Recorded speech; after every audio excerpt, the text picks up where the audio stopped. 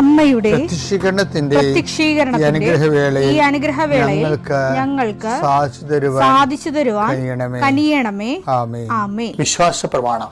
സർവശക്തനായ പിതാവും ആകാശത്തിന്റെയും ഭൂമിയുടെയും സൃഷ്ടാവുമായ ദൈവത്തിൽ ഞാൻ വിശ്വസിക്കുന്നു. അവിടുത്തെ ഏകപുത്രനും ഞങ്ങളുടെ കർത്താവുമായ ഈശോമിശിഹായിലും ഞാൻ വിശ്വസിക്കുന്നു. ഈ പുത്രൻ പരിശുദ്ധാത്മാവിനാൽ ഗർഭസ്ഥനായി കന്യകാമറിയത്തിൽ നിന്ന് പിറന്ന് പൊന്തിയോസ് പീലാത്തോസിന്റെ കാലത്ത് പീഡകൾ സഹിച്ച് കുരിശിൽ തറയ്ക്കപ്പെട്ട് മരിച്ച് അടക്കപ്പെട്ട് പാതാളങ്ങളിൽ ഇറങ്ങി മരിച്ചവരുടെ ഇടയിൽ നിന്ന് മൂന്നാം നാൾ ഉയർത്ത് സ്വർഗത്തിലേക്ക് എഴുന്നള്ളി സർവശക്തിയുള്ള പിതാവായ ദൈവത്തിന്റെ വലതുഭാഗത്തിരിക്കുന്നു. അവിടെ നിന്ന് ജീവിക്കുന്നവരെയും മരിച്ചവരെയും വിധിക്കുവാൻ വരുമെന്നും ഞാൻ വിശ്വസിക്കുന്നു. പരിശുദ്ധാത്മാവിലും ഞാൻ വിശ്വസിക്കുന്നു. വിശുദ്ധ കത്തോലിക്കാ സഭയിലും പുണ്യവാന്മാരുടെ ഐക്യത്തിലും പാപങ്ങളുടെ മോചനത്തിലും ശരീരത്തിന്റെ ഉയർപ്പിലും നിത്യമായ ജീവിതത്തിലും ഞാൻ വിശ്വസിക്കുന്നു. ആമേൻ. സുഖസ്ഥനായ ഞങ്ങളുടെ പിതാവേ, അങ്ങയുടെ നാമം പൂജിതമാകണമേ. അങ്ങയുടെ രാജ്യം വരണമേ. അങ്ങയുടെ തിരുമനസ് സ്വർഗത്തിലെ പോലെ ഭൂമിയിലും ആകണമേ. അന്നു വേണ്ടുന്ന ആഹാരം ഇന്ന് ഞങ്ങൾക്ക് തരണമേ. ഞങ്ങളോട് തെറ്റ് ചെയ്യുന്നവരോട് ഞങ്ങൾ ക്ഷമിക്കുന്നത് പോലെ ഞങ്ങളുടെ തെറ്റുകൾ ഞങ്ങളോടും ക്ഷമിക്കണമേ. ഞങ്ങളെ പ്രലോഭനത്തിൽ ഉൾപ്പെടുത്തരുതേ, തിന്മയിൽ ഞങ്ങൾ രക്ഷിക്കണമേ. ആമേൻ. നന്മ നിറഞ്ഞ മറിയമേ, സ്വസ്തി. കർത്താവ് അങ്ങയുടെ കൂടെ സ്ത്രീകളിൽ അങ്ങ് അനുഗ്രഹിക്കപ്പെട്ടവളാകുന്നു. അങ്ങയുടെ ഉദരത്തിൻ ഫലമായി ഈശോ അനുഗ്രഹിക്കപ്പെട്ടവനാകുന്നു. പരിശുദ്ധ മറിയമേ, തമ്പുരാന്റെ അമ്മേ, പാപികളായ ഞങ്ങൾക്ക് വേണ്ടി ഇപ്പോഴും ഞങ്ങളുടെ മരണസമയത്തും തമ്പുരാനോട് അപേക്ഷിക്കണമേ. ആമേൻ. കർത്താവേ, നിന്റെ ഉന്നതമായ നാമത്തിന് സ്തോത്രം ചെയ്യുന്നു. കർത്താവേ, നിന്റെ വിശുദ്ധ പൗരോഹിത്യത്തെ മഹത്വപ്പെടുത്തണമേ. കർത്താവെ, സഭയിലുള്ള സാന്നിധ്യം പ്രകടമാക്കണം. 40 വർഷം ഞാൻ അർപ്പിച്ച കൃപാനയുടെ യോഗ്യതയാണ്. കൃപാസ്ഥാനത്താറെ ജീവനോടെ പ്രത്യക്ഷപ്പെട്ട പരിശുദ്ധ അമ്മയുടെ മാധ്യസ്ഥത്തിലെ ഞാൻ മക്കളെ ആശീർവദിക്കുന്നു. ഈശോയെ, എവിടെയെങ്കിലും യാത്ര ചെയ്യുന്ന മുമ്പ് ഇതൊന്ന് കൂടിയിട്ട് പോണവരുണ്ട്. ഈശോയെ, അവർ മക്കളുടെ ഇന്നത്തെ മുഴുവൻ യാത്രകൾ ഞാൻ അങ്ങേക്ക് ഏൽപ്പിക്കുന്നു. അവരുടെ കണ്ണുനീര് ഉപ്പണം കർത്താവെ. അവർ പോകുന്ന ഇടങ്ങളിൽ നീ അവിടെ കൂടെ പോകണം. പലരും ഒറ്റക്കാണ്. പലരും അവർ ഒറ്റക്ക് പോയിട്ട് നടക്കാത്ത പല കാര്യങ്ങൾക്ക് വേണ്ടിയാണ് പോണത്. ഓഫീസിലായാലും കോളേജിലായാലും സ്കൂളിലായാലും പരീക്ഷയ്ക്കായാലും ജോലിക്കായാലും ഇൻ്റർവ്യൂവിനായാലും മറ്റ് റവന്യൂ ആയിട്ടുള്ള കാര്യങ്ങൾക്കായാലും കർത്താവ് അങ്ങയുടെ മക്കൾ പോകുന്ന ഇടങ്ങളിലെല്ലാം I come with you wherever you go. മുഖത്തെ ആവേശപ്പെടുത്തുന്ന അങ്ങയുടെ അഭിഷേക വചനമാണ്. നീ എവിടെ പോയാലും ഞാൻ നിലകൊണ്ടാകും. കർത്താവെ, ഞങ്ങൾ ആഴമായത് വിശ്വസിച്ചുകൊണ്ട് കർത്താവ് ഈ മക്കൾ നിന്നെയും കൊണ്ടുപോകാൻ ഇടയാക്കണമേ. അമ്മേ, പരിശുദ്ധമേ, സമയത്തിൻ്റെ അധികാരി സഞ്ചാരി മാതാവേ, അങ്ങയുടെ മക്കളുടെ കൂടെ സഞ്ചരിക്കണമെന്ന് പ്രാർത്ഥിക്കുന്നു. പിതാവും പുത്രനും പരിശുദ്ധാത്മാവായ സർവ്വേശ്വര എന്നേക്കും ആമേൻ. നമ്മൾ ഇന്നലെ ചെല്ലാനം പള്ളി ധ്യാനിപ്പിക്കാൻ പോയ കാര്യം പറഞ്ഞില്ലേ? അപ്പം ആ ചെല്ലാനം പള്ളി 2ാമത്തെ ദിവസത്തെ എന്ന് പറയുമ്പോൾ ഞാൻ ഓർക്കുന്നുണ്ട്, ഈ കരയും കടലും കായലും കാണാതെ മൊത്തം വെള്ളപ്പൊക്കത്തിൽ കിടക്കുകയാണ്. നല്ല തണുത്ത കാറ്റും നല്ല ശക്തമായ കാറ്റും മഴയൊക്കെ. അതുകൊണ്ടാണ് പള്ളിയിൽ ആൾ കുറയുന്നത്. ആൾ വളരെ കുറഞ്ഞ ആ ചെറിയ പള്ളിയാണെങ്കിൽ പോലും അതിൻ്റെ നിൽക്കാനുള്ള 10, 15, 20 ആളാണ് ഉണ്ടായത്. അപ്പോൾ ഞാൻ ഈ ആലപ്പുഴ നാടൻ വരെ ചെല്ലണമായി. ശരിക്കും പറഞ്ഞാൽ 20 ആളിന് വേണ്ടി ഇവിടുന്ന് ആലപ്പുഴ വരെ പോകും. അപ്പോൾ ഇത് ആലപ്പുഴയിൽ നിന്ന് ഈ ചെല്ലാനം വരെ പോകും. കൊച്ചി ജില്ലയിലാണ്. അപ്പോൾ എന്താ പക്ഷേ എറണാകുളം ജില്ലയിൽ. അപ്പോൾ ഇങ്ങനെയുള്ള സാഹചര്യങ്ങളിലൂടെ ദൈവം നമ്മളെ കൊണ്ടുപോകണതാണ് ശരിക്കും പറഞ്ഞത്. അന്ന് അവിടെ ഒരു സംഭവം നടന്നു. 3-ാം ദിവസം ഞാൻ ചെല്ലുമ്പോൾ ഞങ്ങൾ ചെല്ലുന്നത് തന്നെ ഈ ഓർഗൺ ഉണ്ടല്ലോ, ഈ വലിയ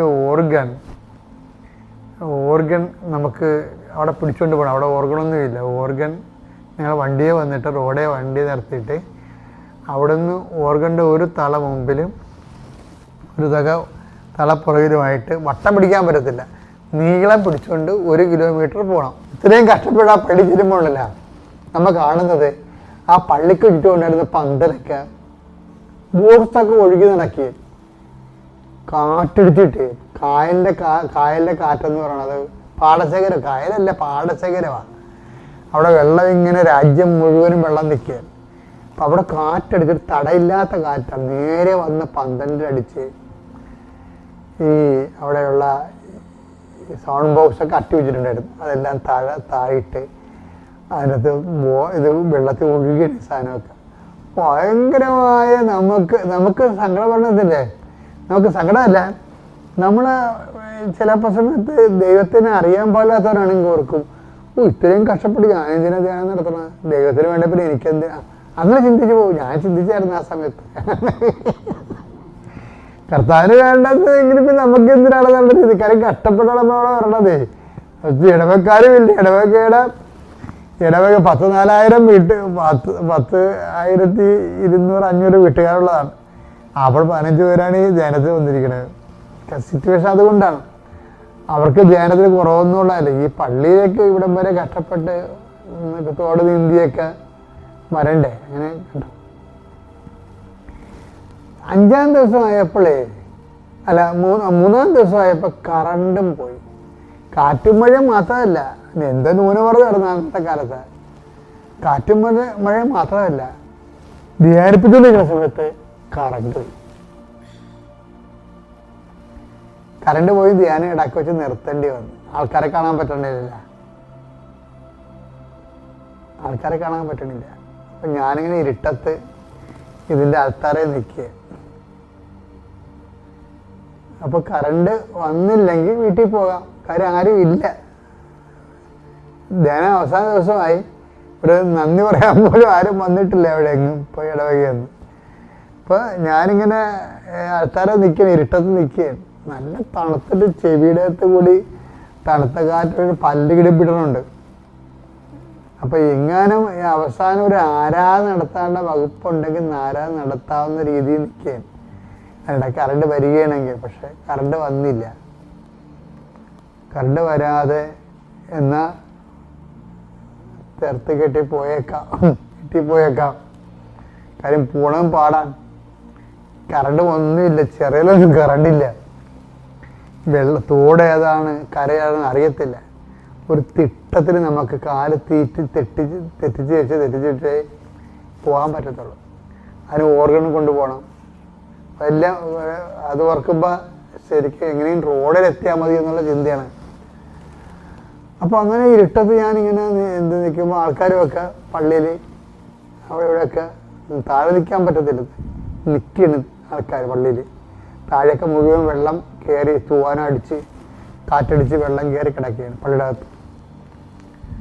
അപ്പോൾ ഞാനങ്ങനെ നിൽക്കുന്ന സമയത്ത്, ആൾക്കാരെ നിൽക്കുന്ന സമയത്ത് പെട്ടെന്ന് ഒരു വല്യപ്പൻ, അപ്പോൾ ആ വല്യപ്പൻ 3 ദിവസം അവിടെ ഉണ്ട് കേട്ടോ. ആ പഴമക്കാരുടെ കാര്യം അതല്ല, അവരൊന്നും ഇതൊന്നും ഇങ്ങനെയുള്ള വിഷയമൊന്നും മൈൻഡ് ചെയ്യത്തില്ല. ആ 3 ദിവസം ആ വല്യപ്പനുണ്ട്. ആ വല്യപ്പൻ എനിക്കറിയാം. അപ്പം ഇതിൻ്റെ അകത്ത് ഒരു ചെറിയ മുനിഞ്ഞ് കത്തുന്ന വിളക്ക് തിരിയുണ്ട് അവിടെ. ആ തിരിയുടെ വെളിച്ചത്തിൽ ഈ വല്യപ്പൻ കയറി അൾത്താരേക്ക് വന്നു. അൾത്താരോട്ട് കയറി വന്നു. അപ്പം എനിക്ക് എന്താണ് അപ്പച്ചൻ വീട്ടിൽ പോകണമെന്ന് പറയാൻ വേണ്ടി വന്നതായിരിക്കും, നിർത്തിയൊക്കെ അച്ഛാന്ന് പറയാൻ വേണ്ടി വന്നതായിരിക്കും. മുപ്പുകാരനാണ്. അപ്പം ഞാൻ പറഞ്ഞു, എന്താ പാപ്പ? അതാ അച്ഛാ എന്നിട്ട് പുള്ളിയുടെ തൊണ്ടയിടറി. അച്ഛൻ വരെ മനസ്സിലായ ആള് വന്നിട്ടുണ്ട്. അച്ഛന് വല്ല മനസ്സിലായ എന്ന് നോക്കുമ്പോൾ ഞാൻ ഈ ഇരുട്ടത്ത് ഈ അപ്പാവൻ്റെ മുഖത്ത് നോക്കി, അപ്പോൾ ആള് വന്നിട്ടുണ്ട്. ആള് വന്നെന്ന് പറഞ്ഞില്ല, വല്ലാത്തൊരു സുഗന്ധം എൻ്റെ മൂക്ക് ചുറ്റി പോണം. ഞാൻ ആരാണെന്ന് ചോദിക്കേണ്ട കാര്യം എനിക്ക് വന്നില്ല. എനിക്ക് മനസ്സിലായി അമ്മയാണ്. ഞാൻ എൻ്റെ ജീവിതത്തിൽ ഈ അനുഭവം എഴുതിയിട്ടുണ്ട്. എന്താ കാര്യം വെച്ച് കഴിഞ്ഞാൽ, അമ്മ കണ്ടതില്ലേ നമ്മളെ ഈ പങ്കപ്പാട് സഹിക്കണത്. ഈ 3 ദിവസം അവിടെ നടത്തിയത് മരിയൻ ധ്യാനമാണ്. ഈ 3 ദിവസം അവിടെ നടത്തിയത് മരിയൻ ധ്യാനമാണ്. ഞാൻ ഇന്ന് നിങ്ങളോട് മരിയനെ കുറിച്ചൊക്കെ പറയുമ്പോൾ, മരിയനെ അറിഞ്ഞു കഴിഞ്ഞാൽ പിന്നെ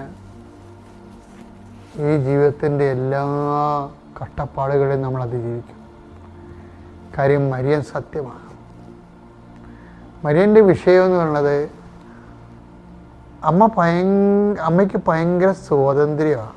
വെച്ചാൽ ഒരു വിശ്വാസി എവിടെയെങ്കിലും സാക്ഷ്യം നൽകുന്നുണ്ടെങ്കിൽ, അല്ലെങ്കിൽ സഭ എവിടെയെങ്കിലും ഞെരുങ്ങുന്നുണ്ടെങ്കിൽ, അവിടെ കമ്മ്യൂണിക്കബിളായിട്ടുള്ള ആരെങ്കിലും ഉണ്ടെങ്കിൽ അമ്മ അവിടെ പ്രത്യക്ഷപ്പെടും. എനിക്ക് പലപ്പോഴും തോന്നിയിട്ടുള്ള കാര്യം, സഭയ്ക്ക് പ്രശ്നമുള്ളതല്ല, സഭയ്ക്ക് കമ്മ്യൂണിക്കബിളായിട്ട് കോണ്ടാക്ട് ചെയ്യാൻ ആരുമില്ലാത്തതാണ്.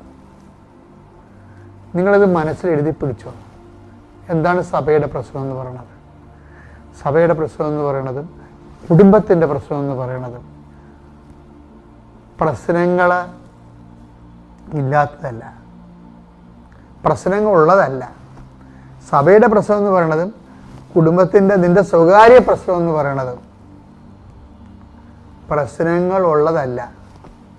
പ്രശ്നമുള്ളപ്പോൾ കമ്മ്യൂണിക്കേറ്റ് ചെയ്യാൻ, കോണ്ടാക്റ്റ് ചെയ്യാൻ ഒരാളില്ലാത്തതാണ്. ആർക്ക് കോണ്ടാക്ട് ചെയ്യാൻ? അമ്മയ്ക്ക് കോണ്ടാക്ട് ചെയ്യാൻ. അമ്മയ്ക്ക് എപ്പോഴും ഉടമ്പടി നമ്മൾ ഉദ്ദേശിക്കുന്നത് എന്താണ്? അമ്മയ്ക്ക് നമ്മളെ കോണ്ടാക്ട് ചെയ്യാൻ പറ്റുന്ന വ്യക്തിയായിട്ട് നമ്മളെ നിരന്തരം മാറ്റുകയാണ് ഉദ്ദേശിക്കുന്നത്. അതുകൊണ്ട് അമ്മ സുഗന്ധവാഹിനിയാണ്. ഇന്നത് 10,000ങ്ങളുടെ അനുഭവങ്ങളാണ് ശരിക്കും. അതിനൊരു വചനമുണ്ട് പ്രഭാഷകങ്ങളിൽ. ആ പ്രഭാഷണം 24:15 എടുത്ത്. ഇലവങ്കം പോലെയും സുഗന്ധ തൈലം പോലെയും ഞാൻ പരിമളം പരത്തി. ഞാൻ വിജ്ഞാനത്തെ കുറിച്ചാണ് നമുക്ക് പറയണം അവിടെ പറയണത്. അപ്പൊ വിജ്ഞാനം എന്ന് പറഞ്ഞാൽ ആരാണ്? അമ്മ ആരാണ്? ബോധജ്ഞാനത്തിന്റെ സിംഹാസനമാണ്. വിജ്ഞാനത്തോട് ചേർന്ന് എപ്പോഴും പരിമളമുണ്ട്, സുഗന്ധാഭിഷേകം ഉണ്ടാകും. ഞാൻ സുഗന്ധം പരത്തി. പറഞ്ഞോളൂ. വിശിഷ്ടമായ മീറ പോലെ ഞാൻ സൗരഭ്യം വീശി. നറും പശ ചന്ദനം കുങ്കുമം ദേവാലയത്തിലെ കുന്തുരുക്കം എന്നിവ പോലെയും ഞാൻ സുഗന്ധം പ്രസരിപ്പിച്ചു. സുഗന്ധ പ്രസരണം എന്ന് പറയുന്നത് ഒരു ആധ്യാത്മിക അനുഭവമാണ്. നീ ദൈവമായിട്ട് ഇൻറ്റിമസി ആകുമ്പോൾ നിനക്ക് ലഭിക്കാൻ സാധ്യതയുള്ള സാന്നിധ്യത്തിൻ്റെ അടയാളമാണത്. എത്രയും വേഗം നീ പ്രാർത്ഥിച്ചു. അമ്മയ്ക്ക് കോണ്ടാക്ട് ചെയ്യാൻ പറ്റിയ ഒരു പേഴ്സണായി നീ വളരാൻ കർത്താവ് നിന്നെ സഹായിക്കട്ടെ. പിതാവിൻ്റെയും പുത്രൻ്റെയും പരിശുദ്ധാത്മാവിൻ്റെയും നാമത്തിൽ. ദൈവപിതാവിനും പരിശുദ്ധ അമ്മയ്ക്കും തിരുക്കുമാരനും മഹത്വം ഉണ്ടാകട്ടെ. ഇന്ന് ഈ സന്നിധിയിൽ എനിക്ക് വന്ന് സാക്ഷ്യം പറയാൻ എന്നെ അനുഗ്രഹിച്ചതിന് ഞാൻ ഒരുപാട് നന്ദി അറിയിക്കുന്നു. എൻ്റെ പേര് അശ്വതി. ഞാൻ ഓച്ചിറയിൽ നിന്നാണ് വരുന്നത്. ഞാൻ ആദ്യമായിട്ട് ഇവിടെ ഉടമ്പടി എടുക്കുന്നത് 2023 ഏപ്രിൽ 14 ആദ്യമായിട്ട് ഇവിടെ വരുമ്പോൾ എനിക്ക് ഉടമ്പടിയെക്കുറിച്ച് ഒന്നും അറിയുന്നുണ്ടായിരുന്നില്ല. 6 നിയോഗം എഴുതിയിട്ടാൽ അമ്മ മാതാവ് അത് സാധിച്ചു തരും എന്നുള്ള രീതിയിലാണ് ഇവിടെ വരുന്നത്.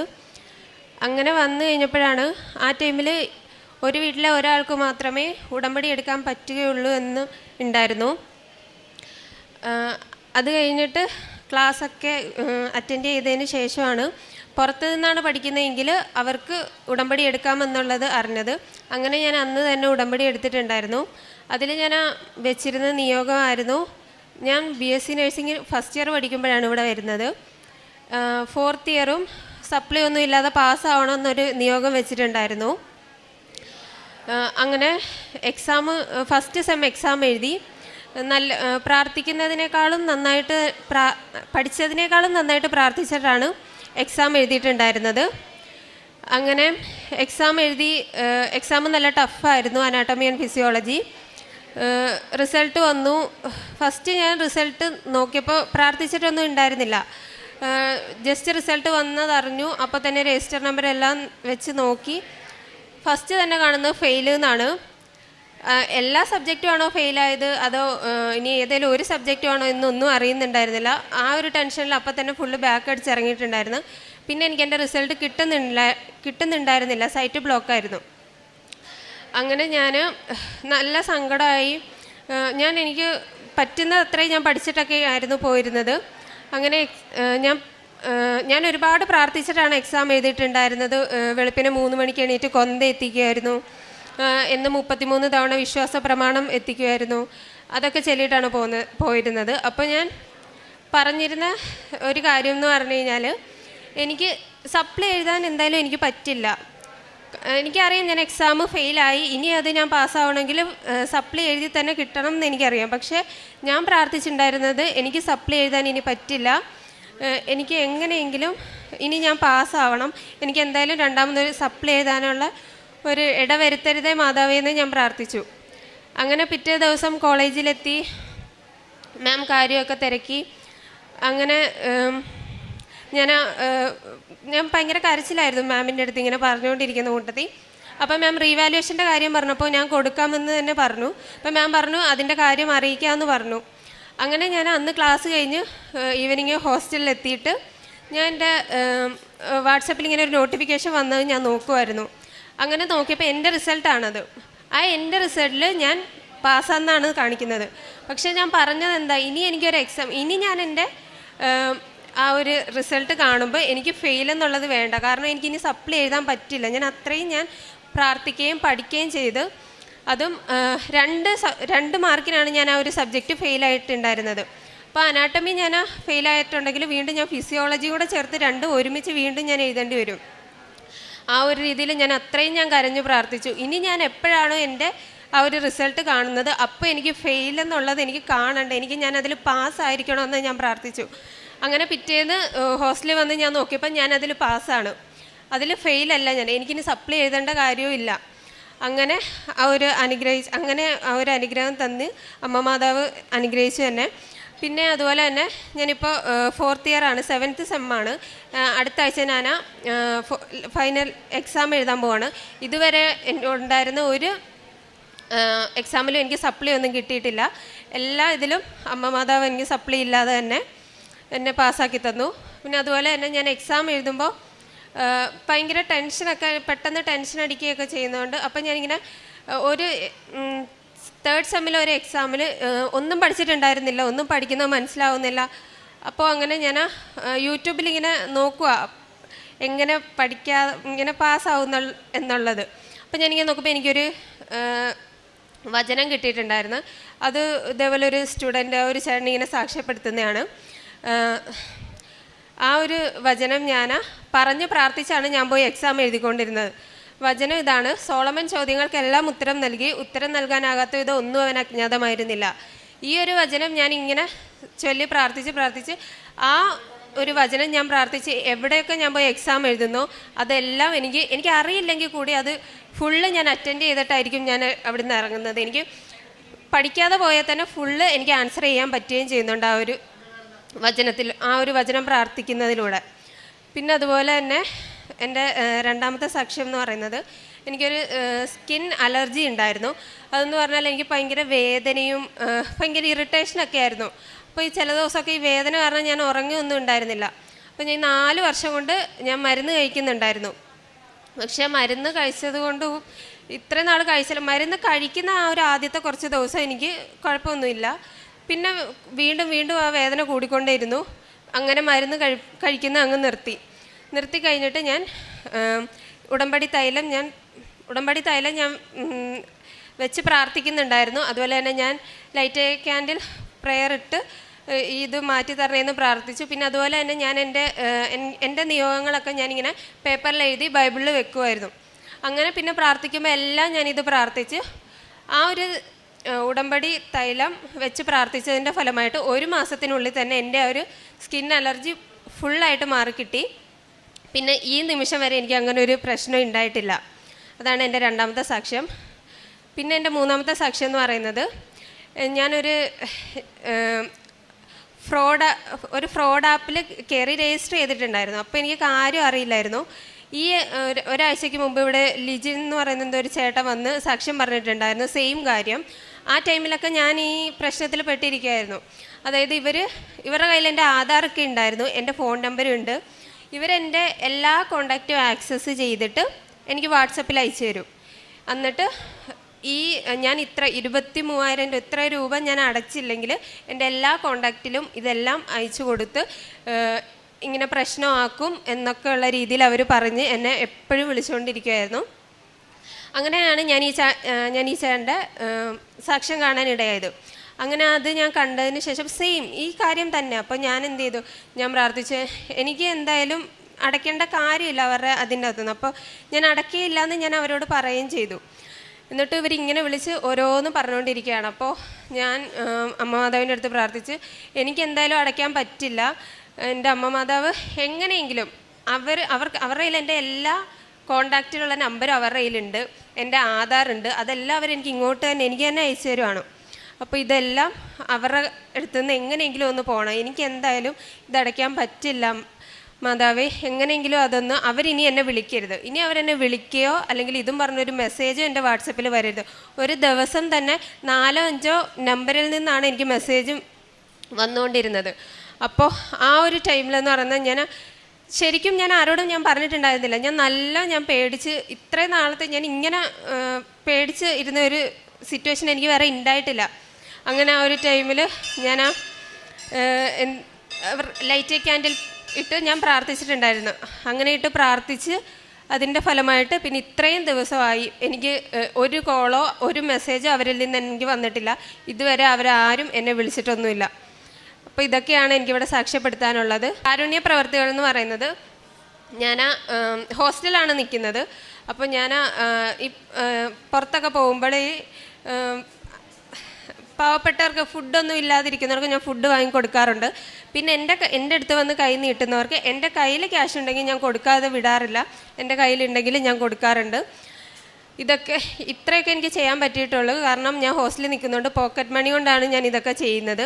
പിന്നെ അതുപോലെ തന്നെ പ്രേക്ഷിത പ്രവർത്തനങ്ങൾ എന്ന് പറയുന്നത്, ഈ ഉടമ്പടി എടുത്തതിന് ശേഷം അതിന് ശേഷമാണ് ഞാൻ എന്നും 1/2 മണിക്കൂറോളം ബൈബിള് വായിക്കുന്നതും.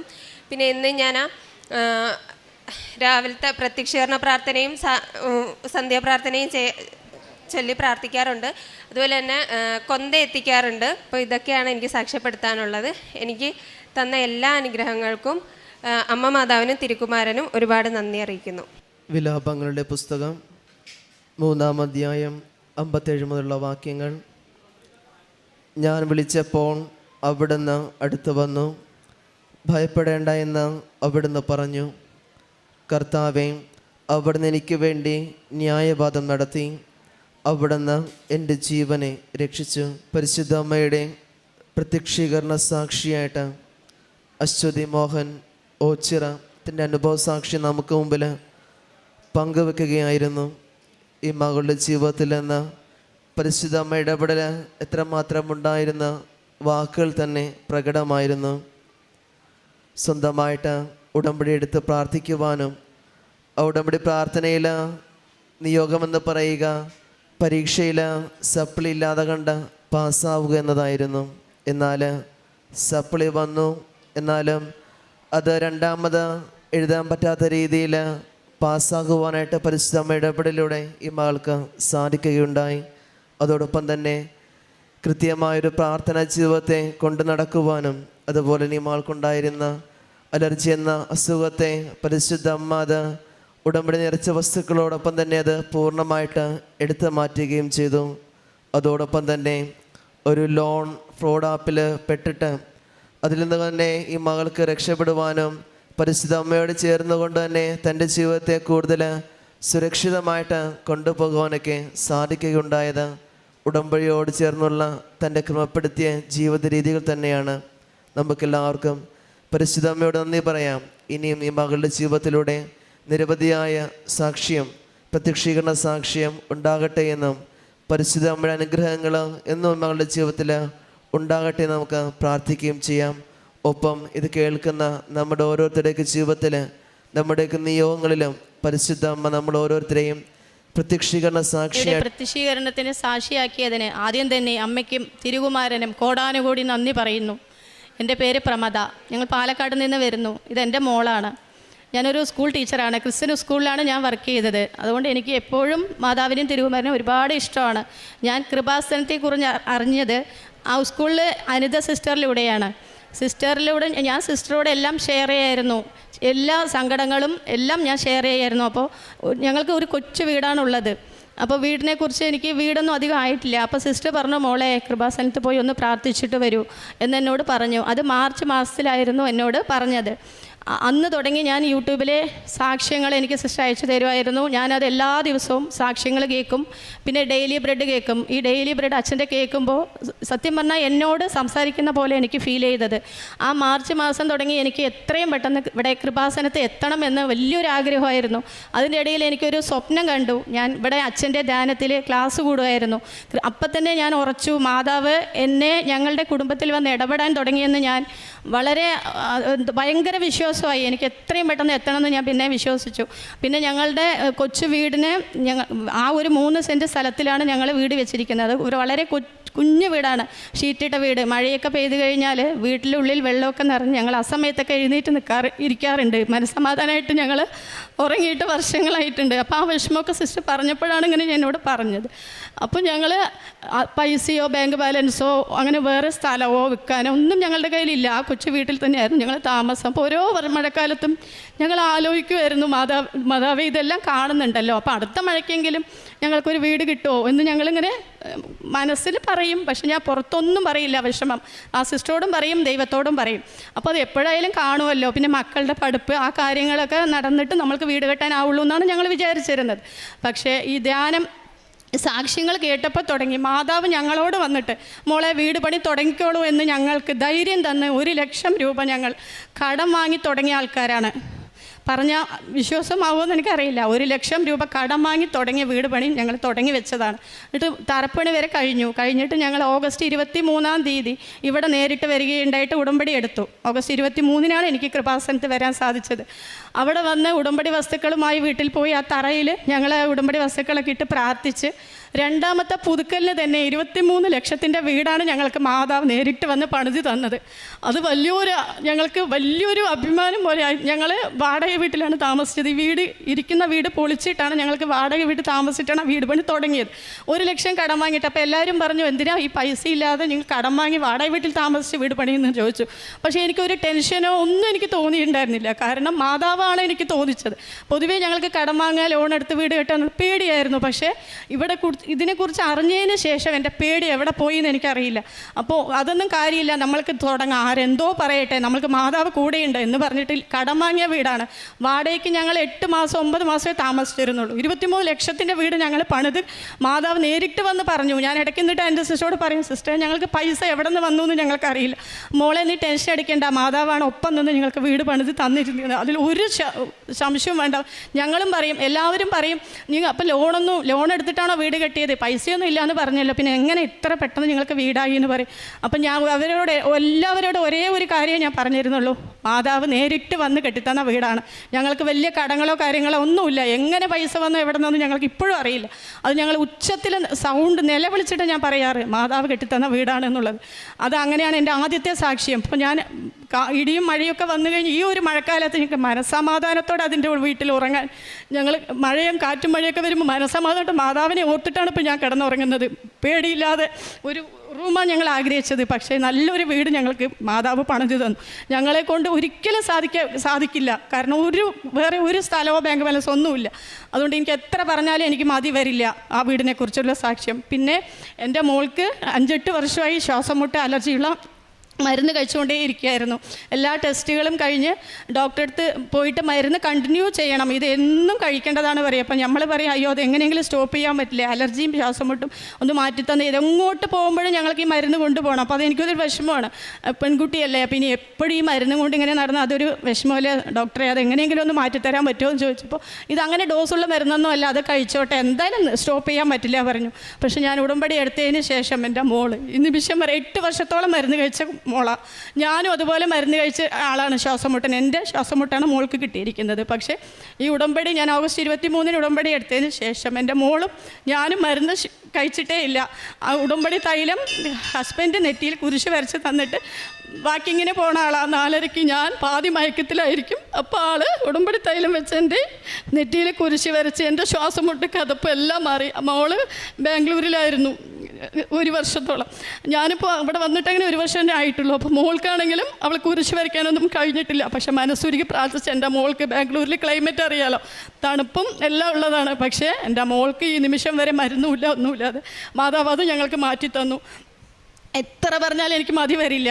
പിന്നെ പ്രേക്ഷിത പ്രവർത്തനമാണെങ്കിലും ഞാൻ സ്കൂളിൽ വർക്ക് ചെയ്യുന്നതുകൊണ്ട് അവിടുത്തെ ടീച്ചേഴ്സിനും പിന്നെ പരിസരവാസികൾക്കെല്ലാം പറഞ്ഞു തന്നെയാണ് ഞങ്ങളുടെ അത്ഭുതങ്ങൾ നടന്ന കാര്യങ്ങൾ പറഞ്ഞിട്ടാണ് ഞാൻ അവരോട് പേപ്പറെല്ലാം കൊടുക്കാറ്. പിന്നെ ഞങ്ങളുടെ അത്ഭുതങ്ങൾ കണ്ടിട്ടും എല്ലാവരും ഇങ്ങോട്ട് ചോദിക്കാൻ തുടങ്ങി, എന്തോ നിങ്ങൾക്ക് ഇത്ര എന്താ പറയുക അങ്ങനെ പറഞ്ഞു. അപ്പം ഞങ്ങളിവിടെ വന്ന് പ്രാർത്ഥിച്ചത് കൊണ്ടും ഉടമ്പടി എടുത്തതുകൊണ്ട് മാത്രമാണ് നടന്നതല്ല, ഞങ്ങളുടെ ഒരു കഴിവിലും അല്ല അത് നടന്നതെന്ന് പറഞ്ഞ് ഞങ്ങളിലൂടെ കുറേ പേര് ഇവിടെ വന്ന് ഉടമ്പടി എടുത്തിട്ടുണ്ട്. ഇനിയും ഒരുപാട് പേര് വരാനായിട്ട് നിൽക്കുന്നുണ്ട്. ഞങ്ങൾക്ക് ടൈമില്ലാത്ത ഒരു കാരണം കൊണ്ട് മാത്രം ഞങ്ങളവരെ അടുത്ത മാസം കൊണ്ടുവരാമെന്ന് പറഞ്ഞിട്ട് ഒന്ന് ഞാൻ സാക്ഷ്യം പറയാൻ മാത്രമായിട്ട് ഇങ്ങോട്ട് വന്നതാണ്. അപ്പോൾ അത് നോക്കിയപ്പോൾ പറഞ്ഞു ഡേറ്റ് വൈകി കഴിഞ്ഞു, പുതുക്കിയിട്ട് വരും, എന്നിട്ട് സാക്ഷ്യം പറയാമെന്ന് പറഞ്ഞു. അത് പുതുക്കി വെയിറ്റ് ചെയ്തിട്ട് ഞങ്ങളിപ്പോൾ സാക്ഷ്യം പറഞ്ഞിട്ട് പോവുകയാണ്. ഇനി അടുത്ത മാസം ഒരുപാട് പേര് ഇവിടെ വരാനായിട്ട് നിൽക്കുന്നുണ്ട്. നമ്മളിലൂടെ കുറേ പേര് അനുഗ്രഹങ്ങൾ കിട്ടണമെന്നാണ് ഇപ്പോൾ ഞാൻ ആഗ്രഹിക്കുന്നത്. പിന്നെ ഞാൻ പറയാം, ആത്മാർത്ഥമായിട്ട് ഈ കൃപാസനത്തിൽ കാല് കുത്തിയ മാതാവ് നമ്മളെ ഒരിക്കലും കൈവിടില്ല എന്നുള്ള തെളിവാണ് ഞങ്ങളുടെ കുടുംബത്തിൽ നടന്നുകൊണ്ടിരിക്കുന്നത്. അതുപോലെ എല്ലാവർക്കും അനുഗ്രഹങ്ങൾ വരണം. അന്നിപ്പോൾ ഞങ്ങൾ ട്രെയിനിൽ വരുമ്പോൾ തന്നെ 2 ഫാമിലീനെ കണ്ടിട്ടുണ്ടായിരുന്നു. അവരോടും ഞങ്ങൾ ഇത് അവിടെ നിന്ന് കയറി ഇവിടെ എത്തുന്നവരെ ഞങ്ങൾക്ക് പറഞ്ഞിട്ടും മതി വരുന്നില്ല. അവർ ഇടയിൽ സ്റ്റോപ്പിൽ ഇറങ്ങിപ്പോയി. പക്ഷേ എനിക്ക് അവരോട് ഇനിയും എന്തൊക്കെയോ പറയാനുണ്ട്. അവർ എൻ്റെ നമ്പറും കാര്യങ്ങളൊക്കെ ചോദിച്ചു, വിളിക്കാൻ മോളെ എനിക്കും വരണം പറഞ്ഞു. അപ്പം നമ്മളിലൂടെ ഒരുപാട് ആൾക്കാരുടെ വേദനകളും സങ്കടങ്ങളും മാറാൻ ആഗ്രഹമാണെങ്കിൽ എനിക്കതിൽ ഒരുപാട് ആഗ്രഹങ്ങളുണ്ട്. അതൊക്കെയാണ് എനിക്ക് പറയാനുള്ളത്. പിന്നെ കാരുണ്യ പ്രവർത്തനം എന്ന് പറഞ്ഞാൽ ഞങ്ങൾ ഈ റോഡ് സൈഡിൽ ഭിക്ഷക്കാർ പോലെ ഇരിക്കുന്ന അവരെ തേടി നടന്നിട്ടാണ് ഫുഡ് ഉണ്ടാക്കി കൊടുക്കാറ്. ഞങ്ങൾ ചില സൺഡേസിലാണ് മിക്കവാറും പോവാറ്. അപ്പോൾ മോനും മോളും പിന്നെ ഞങ്ങൾ 2 പേരും കൂടെ 2 ബൈക്കിലെടുത്ത് പൊതിച്ചോറുണ്ടാക്കി ചിലപ്പോൾ ഏതെങ്കിലും നമ്മൾക്ക് സൗകര്യമുള്ള ഫുഡ് ഉണ്ടാക്കിയിട്ട് നെയ്ച്ചോറാണോ ബിരിയാണിയാണോ നമ്മളുടെ ഇഷ്ടമുള്ളത് ഉണ്ടാക്കിയിട്ട് പൊതിച്ചോറ് കൂടെ ഞങ്ങളിങ്ങനെ പോവും.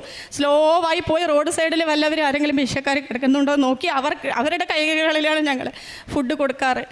പിന്നെ ഓർഫനേജിൽ പോയിട്ട് കുറച്ച് ഡ്രസ്സ് പാവങ്ങൾക്ക് കൊടുക്കാറുണ്ട്. അങ്ങനെ ഇവിടെ വന്നപ്പോഴാണ് എനിക്ക് ഒരുപാട് കാര്യങ്ങൾ എന്തൊക്കെ ചെയ്യാൻ പറ്റും എന്നൊക്കെ ഞാൻ ഇവിടെ വന്നതിന് ശേഷമാണ് അറിഞ്ഞത്.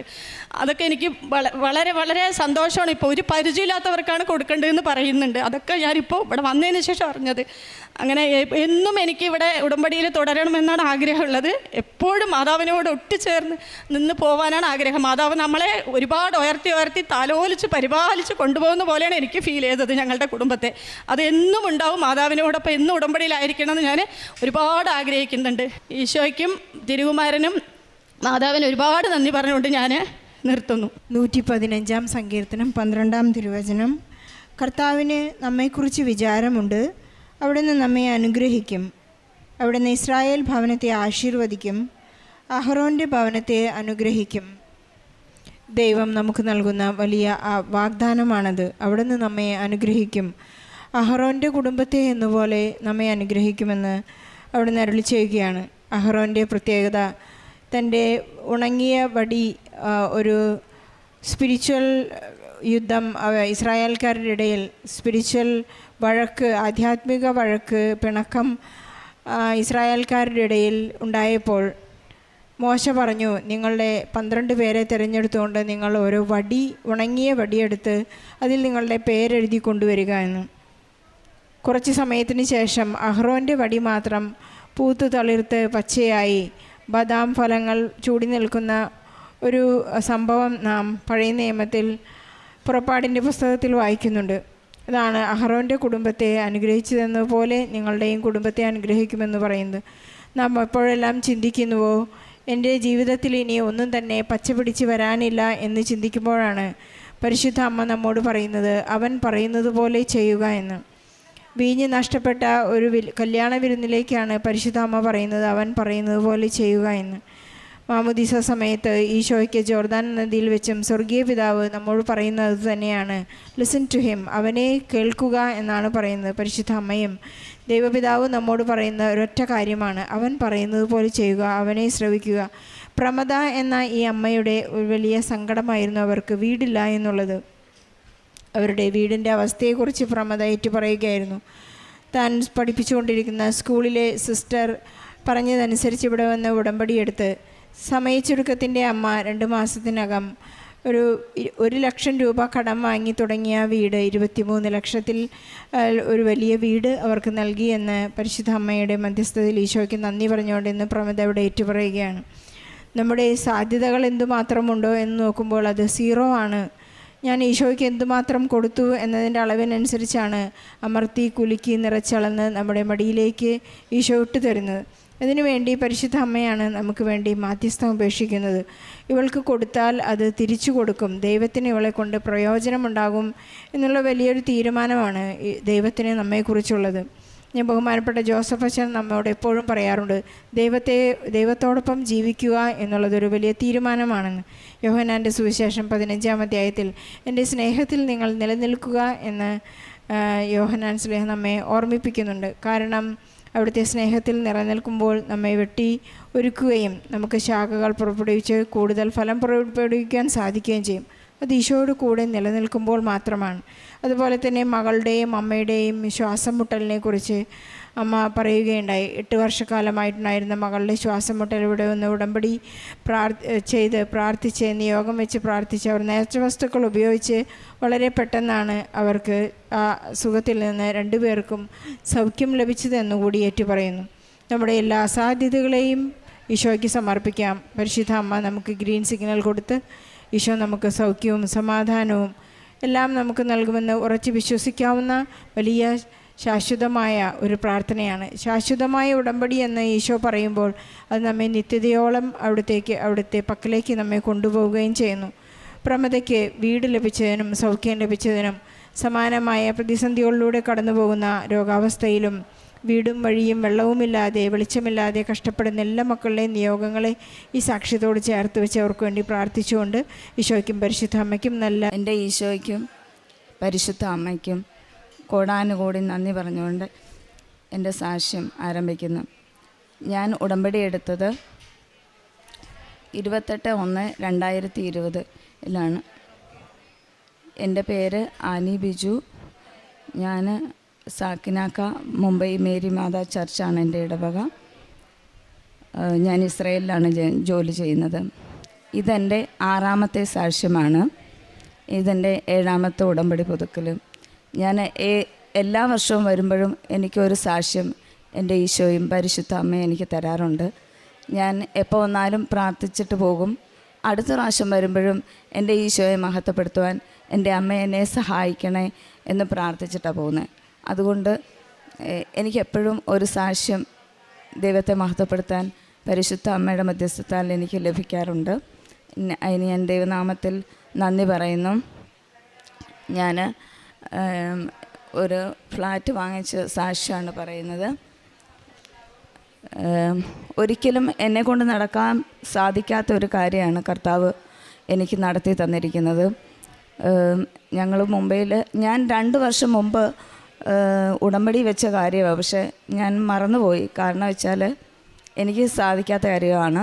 അച്ഛൻ പറയാറുണ്ട്, നിങ്ങൾക്ക് ഒരിക്കലും നിങ്ങളെക്കൊണ്ട് സാധിക്കാത്ത കാര്യം വേണം, പറ്റാത്ത കാര്യം വേണം വെക്കാനെന്ന്.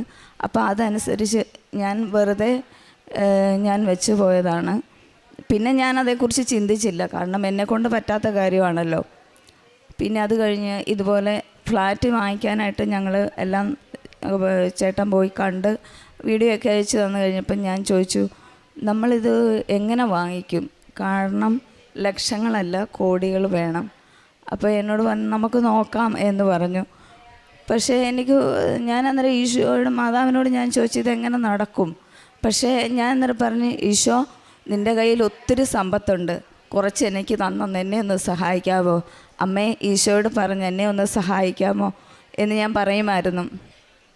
അത് കഴിഞ്ഞ് ഞങ്ങൾ തീരുമാനം എടുത്ത് വാങ്ങിക്കാമെന്ന്. അപ്പം 50 ലക്ഷം രൂപ ഡൗൺ പേയ്മെൻറ്റ് കൊടുക്കണം. അപ്പോൾ അതിന് ഞങ്ങളുടെ കയ്യിലില്ല. ചേട്ടൻ്റെ കൂടെ ഒരു കൂട്ടുകാരൻ പോയിരുന്നത് ഫ്ലാറ്റ് കാണാൻ. അപ്പോൾ ആളിനോട് വിളിച്ചിട്ട് പറഞ്ഞു, ഞങ്ങൾ ഇതിൽ നിന്ന് പിന്മാറുവാണ്, ഞങ്ങൾക്ക് അതിന് സാധിക്കത്തില്ല എന്ന് പറഞ്ഞപ്പം ആൾ പറഞ്ഞു, ഞാൻ 2 ദിവസം കഴിഞ്ഞ് നിന്നെ വിളിക്കാമെന്ന് പറഞ്ഞു. എന്നിട്ട് വിളിച്ചിട്ട് പറഞ്ഞ്, എൻ്റെ കയ്യിൽ നിനക്ക് ഡൗൺ പേയ്മെൻറ്റ് കൊടുക്കാനുള്ള ക്യാഷുണ്ട്, ഞാനത് നിനക്ക് തരാം, നീ എനിക്കത് 1 മാസം കഴിഞ്ഞ് തിരിച്ചു തരണമെന്ന് പറഞ്ഞ്.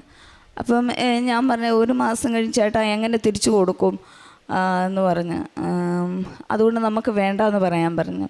എന്നിട്ട് എനിക്കൊരു ഓൾട്ടറുണ്ട്, മാതാവിൻ്റെ ഈശോയുടെയൊക്കെ രൂപം ഉണ്ട്. ഞാൻ പ്രാർത്ഥിക്കുന്നിടത്ത് പോയിരുന്ന് ഞാൻ പ്രാർത്ഥിച്ചു, ഈശോയെ എനിക്കൊരു 2 മാസത്തേക്ക് അവധി തരണം, കാരണം ഞങ്ങൾക്ക് വേറെ നേരത്തെ ഒരു ഫ്ലാറ്റ് വാങ്ങിച്ചിരുന്നു, അതിൻ്റെ സാക്ഷി ഞാൻ പറഞ്ഞതാണ്. അപ്പോൾ അത് വിൽക്കണം. അപ്പം എന്നിട്ട് വേണം അയാൾക്ക് ആ സഹോദരന് കാശ് കൊടുക്കാനായിട്ട്. അപ്പം ഞാൻ പ്രാർത്ഥിച്ചു. അങ്ങനെ 2 മാസത്തെ അവധി ചോദിച്ച് ഞാൻ പ്രാർത്ഥിച്ചു. അപ്പോൾ ആൾ 2 ദിവസം കഴിഞ്ഞ് വിളിച്ചിട്ട് പറയാണ്, നീ എനിക്ക് 3 മാസം കഴിഞ്ഞിട്ട് തന്നാൽ മതി, മടക്കി തന്നാൽ മതി എന്നും. അങ്ങനെ ഞങ്ങളത് വാങ്ങിച്ചു കൊടുത്തു. അന്നേരം എൻ്റെ മനസ്സിൽ ആശങ്കയാണ്, ഞാൻ എങ്ങനെ തിരിച്ചു കൊടുക്കും? ഈശോയെ, നീ എന്നെക്കൊണ്ട് ഇത് എന്തുകൊണ്ട് ഇത് ഇങ്ങനെ ഒരു കാര്യം ചെയ്യിക്കുന്നുവെന്ന്. അപ്പോൾ എൻ്റെ മനസ്സിൽ ഈശോ തോന്നിച്ച്, നിനക്ക് എങ്ങനെ അറിയാമായിരുന്നു ആളുടെ കയ്യിൽ കാശുണ്ടെന്നും ആൾ നിന്നെ സഹായിക്കുമെന്ന് എങ്ങനെ നിനക്കറിയായിരുന്നു? നിൻ്റെ ദൈവത്തിന് അറിയാമായിരുന്നു ആൾക്ക് നിന്നെ സഹായിക്കാൻ പറ്റുമെന്ന്. അതുകൊണ്ടാണ് ആളെയും കൂട്ടി ദൈവം ആ ഫ്ലാറ്റ് കാണാൻ നിന്നെ വിട്ടതെന്നും. അങ്ങനെ ഞങ്ങൾ അതുപോലെ തന്നെ ലോൺ എടുക്കണമായിരുന്നു. അപ്പം ഞങ്ങൾക്ക് അവിടെ ഇസ്രായേലി യുദ്ധം നടന്നുകൊണ്ടിരിക്കുന്ന സമയമാണ്. അപ്പോൾ ബാങ്കിലേക്ക് ഞാൻ വിളിച്ചു ചോദിച്ചപ്പോൾ എന്നോട് പറഞ്ഞത്, യുദ്ധം നടക്കുന്ന രാജ്യങ്ങൾക്ക് ഞങ്ങൾ ലോൺ കൊടുക്കില്ല എന്നാണ് പറഞ്ഞത്. ഞാൻ പറഞ്ഞു, എങ്കിലും മാഡം ഒന്ന് സംസാരിച്ച് നോക്കുമെന്ന് പറഞ്ഞു. അപ്പം സംസാരിച്ചിട്ട് പറഞ്ഞു, ഞാൻ തരില്ലെന്നാണ് പറഞ്ഞതെന്ന് പറഞ്ഞു. അന്നേരം ഞാൻ പോയി ഇതുപോലെ മുട്ടുകുത്തിന്ന് കൈവരിച്ച് പ്രാർത്ഥിച്ചു, എൻ്റെ ഈശോ, നീ എന്നെ സഹായിക്കണം, നാണം കെടുത്തരുത്. നിൻ്റെ മുന്നിൽ മുട്ടുമടക്കുന്നവരെ മറ്റുള്ളവരുടെ മുന്നിൽ മുട്ടുമടക്കാൻ നീ സമ്മതിക്കത്തില്ല എന്ന് എനിക്കറിയാം. നിൻ്റെ കൈ ഞാൻ പിടിച്ചിരിക്കുവാണ്, ആ കൈ വിടുവാൻ എന്നെ സമ്മതിക്കരുത് എന്ന് പറഞ്ഞ് ഞാൻ പ്രാർത്ഥിക്കുമായിരുന്നു. അങ്ങനെ മാഡം പിന്നെ പോയി നേരിട്ട് സംസാരിച്ചപ്പം എനിക്ക് അവർ ഓക്കെ പറഞ്ഞ് എനിക്ക് വിളിച്ചിട്ട് പറഞ്ഞു, ആനി നിങ്ങൾക്ക് ലോൺ തരാൻ സമ്മതിച്ചു എന്ന് പറഞ്ഞു. അതുപോലെ അതിൻ്റെ ഡോക്യുമെൻറ്റ്സൊക്കെ ഞാൻ അയച്ചു കൊടുക്കുമ്പോൾ അതിന് മുമ്പായിട്ട് ഞാൻ ഉടമ്പടിയിലെ വിശുദ്ധ തൈലവും ഉപ്പുമൊക്കെ വെച്ച് പ്രാർത്ഥിച്ചിട്ടാണ് ഞാൻ അത് അയച്ചു കൊടുത്തത്. എല്ലാ കാര്യങ്ങളും ഞങ്ങൾക്ക് വേഗം ലോണിൻ്റെ കാര്യങ്ങളൊക്കെ ആണെങ്കിലും വേഗം ഞങ്ങൾക്ക് നടത്തി തന്നു. അത് പിന്നെ ഒന്നെന്ന് പറയുന്നത് രജിസ്ട്രേഷൻ ചെയ്യുന്ന കാര്യമാണ്. അപ്പം ഞങ്ങൾക്ക് ഇനിയും 15 ലക്ഷം രൂപയും കൂടെ ഞങ്ങളുടെ ഭാഗത്തുനിന്ന് കൊടുത്താലേ അത് രജിസ്ട്രേഷൻ ചെയ്ത് കിട്ടത്തുള്ളൂ. അപ്പോൾ അതിനുവേണ്ടി സംസാരിക്കാനായിട്ടും എഗ്രിമെൻറ്റ് പേപ്പർ ഞങ്ങൾ സൈൻ ചെയ്യാനായിട്ട് പോയപ്പം അവർ പറഞ്ഞ് 15 ലക്ഷം കൂടെ കൊടുക്കണമെന്ന്. അപ്പം ഞങ്ങൾ പറഞ്ഞു, ഞങ്ങളുടെ ഇപ്പം തരാനില്ല, 1 മാസം കൂടെ അവധി പറഞ്ഞ്. അപ്പം ഞാൻ അതിനു മുമ്പ് അവിടെ ചെന്നിരിക്കുന്നതിന് മുമ്പ് തന്നെ എൻ്റെ കയ്യിൽ ഒരു നമ്മുടെ ഉടമ്പടി തൈലമായ ഉപ്പ് കൈ പിടിച്ചുകൊണ്ടാണ് ആ മേശപ്പുറത്ത് വിതറിയിട്ട് ഞാൻ വിശ്വാസപ്രമാണം ചൊല്ലിയാണ് അവിടെ ഇരുന്നത്. അപ്പം ആൾ കുറച്ച് നേരം ഇങ്ങനെ ചിന്തിച്ചിട്ട് പറഞ്ഞു, ഓക്കെ സമ്മതിച്ചു, 1 മാസം കഴിഞ്ഞിട്ട് തന്നാൽ മതി, പക്ഷേ ഇപ്പം ഞാൻ രജിസ്ട്രേഷൻ ചെയ്ത് തരാമെന്ന് പറഞ്ഞു. അപ്പം അതിൻ്റെ 2 ദിവസം കഴിഞ്ഞപ്പോൾ കഴിഞ്ഞ ബുധനാഴ്ച ഞങ്ങൾക്ക് രജിസ്ട്രേഷൻ ചെയ്ത് കിട്ടി ഫ്ലാറ്റ്. ഇത്രയും വലിയൊരു അനുഗ്രഹം തന്ന ദൈവത്തിന് നന്ദി പറയുന്നു. അതുപോലെ തന്നെ കഴിഞ്ഞ പ്രാവശ്യം ഞാൻ ഇവിടെ വെക്കേഷൻ വന്നിട്ട് തിരിച്ചു പോകുന്ന സമയത്താണ് അവിടെ യുദ്ധമുണ്ടാകുന്നത്. എയർപോർട്ട് അടച്ചിട്ടുള്ള ഒരു യുദ്ധം അന്ന് വരെ ഉണ്ടായിട്ടില്ല. യുദ്ധമുണ്ടെങ്കിലും അതുപോലെ ഭീകരമായിട്ടുള്ളൊരു ഇത് ഉണ്ടായിട്ടേ ഇല്ല. അപ്പം എൻ്റെ എംപ്ലോയറിൻ്റെ ഫാമിലി വിളിച്ചു പറഞ്ഞു, ആനി നിനക്ക് വരാൻ പറ്റുമെന്ന് ഞങ്ങൾക്ക് തോന്നുന്നില്ല, കാരണം ഇത് ഭയങ്കരമായിട്ട് രൂക്ഷമായിക്കൊണ്ടിരിക്കുവാന്ന് പറഞ്ഞു. ഞാനപ്പോൾ പോകുന്നതിന് മുമ്പ് എനിക്ക് ജൂലൈ 2-ാം തീയതി ആയിരുന്നു ടിക്കറ്റ്. അതിനു മുമ്പുള്ള ആരാധനയിൽ സൺഡേയിൽ ഞാനിവിടെ വന്നു പ്രാർത്ഥിച്ചു. ഞാൻ എൻ്റെ പാസ്പോർട്ട് കാണിച്ച് ഞാൻ ഇവിടെ വന്ന് പ്രാർത്ഥിച്ചു, മാതാവേ എനിക്ക് ഞാൻ എടുത്ത ടിക്കറ്റിൻ്റെ ഡേറ്റിൽ തന്നെ എനിക്ക് തിരിച്ചു പോകാൻ പറ്റണം. ഇതിൽ ഞാൻ മുംബൈയിൽ നിന്നാണ് വന്നതെന്ന് ആരാധന കൂടാൻ. ഞാൻ പറഞ്ഞു, ഞാൻ തിരിച്ച് ചെല്ലുമ്പോഴത്തേക്ക് ട്രംപ് ഇതിലിടപെടണം, യുദ്ധം അവസാനിപ്പിക്കണം എന്ന് പറഞ്ഞു. ഞാൻ ഇവിടുന്ന് വീട്ടിൽ ചെന്ന് പിറ്റേ ദിവസം എൻ്റെ ഒരു ഫ്രണ്ട് എന്നെ വിളിച്ചിട്ട് പറഞ്ഞു, ആനി ട്രംപ് ഇടപെട്ടു, യുദ്ധം ഇന്ന് 7:30 അവസാനിക്കുവാന്ന് പറഞ്ഞു. പ്രൈസ്തലോട് ദൈവനാമത്തിന് മഹത്വം. അതുപോലെ തന്നെ ഒത്തിരി അനുഗ്രഹങ്ങൾ ദൈവം എനിക്ക് തന്നിട്ടുണ്ട്. ഒരു പ്രാവശ്യം ഞാനിങ്ങനെ പ്രാർത്ഥിച്ചുകൊണ്ടിരിക്കാതെ ഞങ്ങൾക്കവിടെ ഒരു ഗ്രൂപ്പുണ്ട് കൃപാസനത്തിൻ്റെ ഉടമ്പടി എടുത്തവരുടെ. അപ്പോൾ വെളുപ്പിനെ ഞങ്ങൾ പ്രാർത്ഥിക്കാനിരുന്നപ്പോൾ കുറച്ച് പേരൊക്കെ ഇങ്ങനെ അലസമായിട്ട് എഴുന്നേക്കാറില്ല, കൂടാറില്ല. അപ്പം ഞാനിങ്ങനെ എനിക്ക് ഒത്തിരി വിഷമം തോന്നി. ഇപ്പം ഞാനിങ്ങനെ ഓർത്ത് ഉടമ്പടിയെക്കുറിച്ച് എൻ്റെ കർത്താവേ എന്താണ് നീ ആഗ്രഹിക്കുന്നത്? അപ്പം എൻ്റെ മനസ്സിൽ അന്ന് തോന്നിച്ചതെന്ന് പറഞ്ഞാൽ ഉടമ്പടി മോശയുടെ കയ്യിൽ വടിയാണ് എന്ന്. അപ്പം ഞാൻ ചോദിച്ചു, കർത്താവേ അതെന്താ, അതിനെക്കുറിച്ച് നീ എന്താ പറയുന്നത്? അപ്പോൾ എന്നോട് പറഞ്ഞു, എൻ്റെ മനസ്സിലാണ് തോന്നിപ്പിക്കുന്നത്. അപ്പോൾ എന്നോട് പറഞ്ഞു പുറപ്പാട് വായിക്കാൻ പറഞ്ഞു. ഓക്കെ. അത് കഴിഞ്ഞ പ്രാവശ്യം ഞാൻ പുതുക്കാൻ വന്നിരുന്നു. അപ്പം ഞാൻ അതിങ്ങനെ ചിന്തിച്ച് ഞാൻ ബൈബിൾ തുറന്നപ്പം പുറപ്പാട് 4 മോശയുടെ കയ്യിലെ വടി. അപ്പോൾ അതേക്കുറിച്ച് എനിക്ക് ദൈവം മനസ്സിലാക്കി തന്ന കാര്യം എന്ന് പറയുന്നത്, കർത്താവ് പറയുന്ന കാര്യങ്ങൾ നമ്മൾ ചെയ്യുമ്പോൾ ആ വടി മോശ കയ്യിലെടുത്ത് കർത്താവ് പറഞ്ഞ കാര്യങ്ങൾ അനുസരിച്ചപ്പോൾ അനേക അത്ഭുതങ്ങൾ ചെയ്യാൻ പറ്റി. അതുപോലെ തന്നെ ഈ ഉടമ്പടി നമ്മൾ വിശ്വസ്തയോടെ നമ്മൾ കയ്യിലെടുക്കുമ്പോൾ കർത്താവിൻ്റെ വാക്ക് പാലിച്ച് മുന്നോട്ട് നടക്കുമ്പോൾ അതുമൂലം നമുക്ക് ഒത്തിരി അനുഗ്രഹങ്ങൾ നമ്മുടെ ജീവിതത്തിൽ നമുക്ക് തരും. അതാണ് എനിക്ക് അതിൽ നിന്ന് മനസ്സിലാക്കാൻ പറ്റിയത്. അതുപോലെ തന്നെ 2024 അച്ഛൻ്റെ ധ്യാനം ഇസ്രായേലിലുണ്ടായിരുന്നു. അപ്പം ആ സമയത്ത് ഞങ്ങൾക്കവിടെ യുദ്ധത്തിൻ്റെ ഇതൊക്കെ ഉണ്ടായിരുന്നെങ്കിലും ധ്യാനത്തിൻ്റെ ദിവസം പോകുന്ന ദിവസം രാവിലെ ഞങ്ങളുടെ അടുത്ത് തന്നെ ഒരു മിസൈൽ വന്നു വീണു ഭയങ്കരമായിട്ട്. അപ്പം ഞാൻ ഓർത്ത്, എൻ്റെ കർത്താവേ എനിക്ക് പോകാൻ പറ്റത്തില്ല, ആയിരിക്കും ഇവരെന്നെ വിടില്ലായിരിക്കും. അപ്പം ഞാൻ പറഞ്ഞു, മാതാവേ എനിക്ക് വേണ്ടി ഒന്ന് മധ്യസ്ഥം വഹിക്കണമേ, എന്നെ ഇവർ വിടണേ. ഞങ്ങൾ പോയി. അന്ന് അവർ ലക്ഷ്യം വെച്ചിരുന്നത് തിബേരിയാസിനെയാണ്. പക്ഷേ എനിക്ക് പോകാൻ പറ്റി. അവിടെ അച്ഛനെ കാണാം എന്നുള്ള ഒരു ഇതിലല്ല, ഞാൻ അച്ഛൻ്റെ ധ്യാനം കൂടണമെന്നുള്ള ആഗ്രഹത്തിലോടുകൂടിയാണ് പോയത്. അവിടെ ചെന്നപ്പോൾ ദൈവത്തിൻ്റെ കൃപയാൽ എനിക്ക് അവിടെ കൗൺസിലിംഗ് ഉണ്ടെന്ന് പറഞ്ഞു. അപ്പം ഗ്രൂപ്പായിട്ടാണ് 10 പേരെ വെച്ചിട്ട്. അപ്പോൾ 10 പേരെ കയറ്റി കഴിയുമ്പോൾ ഒരാൾ കൂടെ സീറ്റ് ഉണ്ടെന്ന് പറഞ്ഞു. അപ്പോൾ എൻ്റെ മനസ്സിൽ തോന്നി മുന്നോട്ട് ചെല്ലുന്നു. അങ്ങനെ ഞാൻ കടന്നു ചെന്നു. വിജയകുമാർ ബ്രദറായിരുന്നു കൗൺസിലിംഗ് ചെയ്യാനായിട്ട് വന്നത്. അപ്പം ഞങ്ങളോട് എഴുന്നേറ്റ് ഇന്ന് പ്രാർത്ഥിക്കാൻ പറഞ്ഞ് നമുക്ക് 1 മിനിറ്റ് പ്രാർത്ഥിക്കാമെന്ന് പറഞ്ഞ് പ്രാർത്ഥിക്കാൻ എഴുന്നേറ്റ് ഇന്നപ്പം എനിക്ക് പ്രാർത്ഥനയേക്കാൾ കൂടുതൽ എനിക്ക് കരച്ചിലാണ് വന്നത്. കാരണം എൻ്റെ പപ്പ മരിച്ചിട്ട് 3-4 മാസമേ ആയിട്ടുള്ളായിരുന്നു. അത് എനിക്ക് ഒരു തീരാ ദുഃഖമായിരുന്നു. കാരണം എൻ്റെ ജീവിതത്തിൽ എല്ലാവരെക്കാളും ഏറ്റവും പ്രിയപ്പെട്ടതായിരുന്നു. അതുകൊണ്ട് ഞാനൊരു ഡിപ്രഷൻ അവസ്ഥയിലൂടെ കടന്നു പോകുമായിരുന്നു. അപ്പോൾ എനിക്ക് ഇതിൽ നിന്നൊരു മാറ്റം വേണം. അച്ഛൻ്റെ ആരാധനയിലൂടെ എനിക്ക് ഇതിൽ നിന്നൊരു മോചനം, സൗഖ്യം കിട്ടും, ഇതിൽ നിന്ന് എനിക്ക് പറ്റുമെന്ന് എനിക്കൊരു ഉറച്ച വിശ്വാസം ഉണ്ടായിരുന്നു. കാരണം ഞാനിങ്ങനെ ഇരുന്നാൽ പറ്റത്തില്ല, ഇങ്ങനെ വിഷമിച്ചിരുന്നാൽ പറ്റത്തില്ല എന്നുള്ളൊരു ആഗ്രഹം ഉണ്ടായിരുന്നു. അങ്ങനെ ഞങ്ങൾ പോയി. അപ്പം പ്രാർത്ഥന കഴിഞ്ഞപ്പം ബ്രദർ പറഞ്ഞു, ഈ കൂട്ടത്തിൽ 2-3 മാസം മുമ്പ് വീട്ടിലൊരു മരണം നടന്നിട്ട് അതീവമായി ദുഃഖിക്കുന്ന ഒരാൾ ഇവിടെ ഇരിപ്പുണ്ടെന്ന് പറഞ്ഞു. അപ്പം ഞാൻ ഓർത്ത് വേറെ ആരെങ്കിലും ഉണ്ടാവുമെന്ന് വിചാരിച്ച് ഞാൻ മിണ്ടാതിരുന്നു. അപ്പോൾ ആരുമില്ല. അപ്പം ഞാൻ പറഞ്ഞു, ബ്രദറെ ഞാനാന്ന് പറഞ്ഞു.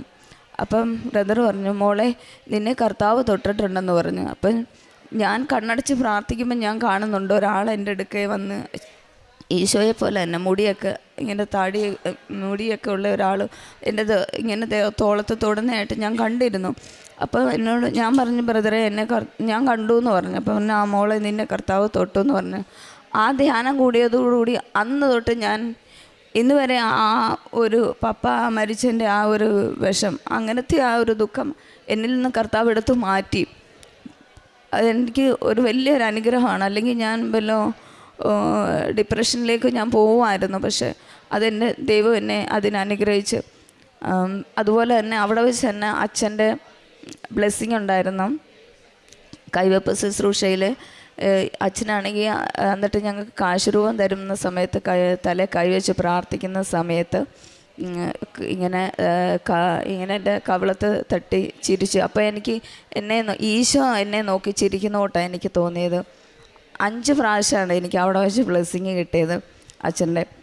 പിന്നെ അതുപോലെ തന്നെ കഴിഞ്ഞ പ്രാവശ്യം ഞാനിവിടെ വന്ന് കഴിഞ്ഞതിൻ്റെ മുന്നിലത്തെ പ്രാവശ്യം ഞാനിവിടെ വന്ന് അച്ഛൻ്റെ കൈവെപ്പ് ശുശ്രൂഷയ്ക്ക് വേണ്ടി നിന്നപ്പോൾ അച്ഛനിവിടെ മുട്ടുകുത്താൻ പറഞ്ഞു. അത് ഞാൻ മുട്ടുകുത്തി നിന്ന് വിശ്വാസ പ്രമാണം ചൊല്ലാൻ പറഞ്ഞു.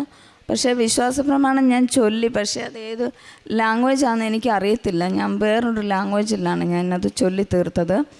അത് ഞാൻ അച്ഛനെ അന്ന് കണ്ടതെന്ന് വെച്ചാൽ എന്തിനാന്ന് വെച്ചാൽ എനിക്കൊരു ലെഫ്റ്റ് സൈഡിൽ ബ്രസ്റ്റിൽ ഒരു ഫൈബ്രോയിഡ് ഉണ്ടായിരുന്നു, അതിന് വേണ്ടിയിട്ടാണ്. അപ്പം അച്ഛനെ കാണുന്നതിന് മുമ്പ് എനിക്കത് വേദനയും ഇങ്ങനെ സൂചി കുത്തുന്ന തൊട്ട് കുത്തി വലിക്കുന്ന വേദനയുണ്ടായിരുന്നു. പക്ഷേ അതിൽ പിന്നെ എനിക്ക് അങ്ങനെ ഒരു വേദന ഉണ്ടായിട്ടില്ല. ഞാൻ പരിപൂർണമായി വിശ്വസിക്കുന്നു എന്നെ കർത്താവ് സൗഖ്യപ്പെടുത്തിയെന്ന്. ഇത്രയും അനുഗ്രഹങ്ങൾ തന്ന എൻ്റെ ഈശോയ്ക്കും പരിശുദ്ധ അമ്മയ്ക്കും കോടാനുകോടി നന്ദി പറയുന്നു. അതുപോലെ തന്നെ പ്രേക്ഷിത പ്രവർത്തനമായിട്ട് ഞാൻ എനിക്ക് പുറത്ത് പോയിട്ടൊന്നും ചെയ്യാൻ പറ്റത്തില്ല.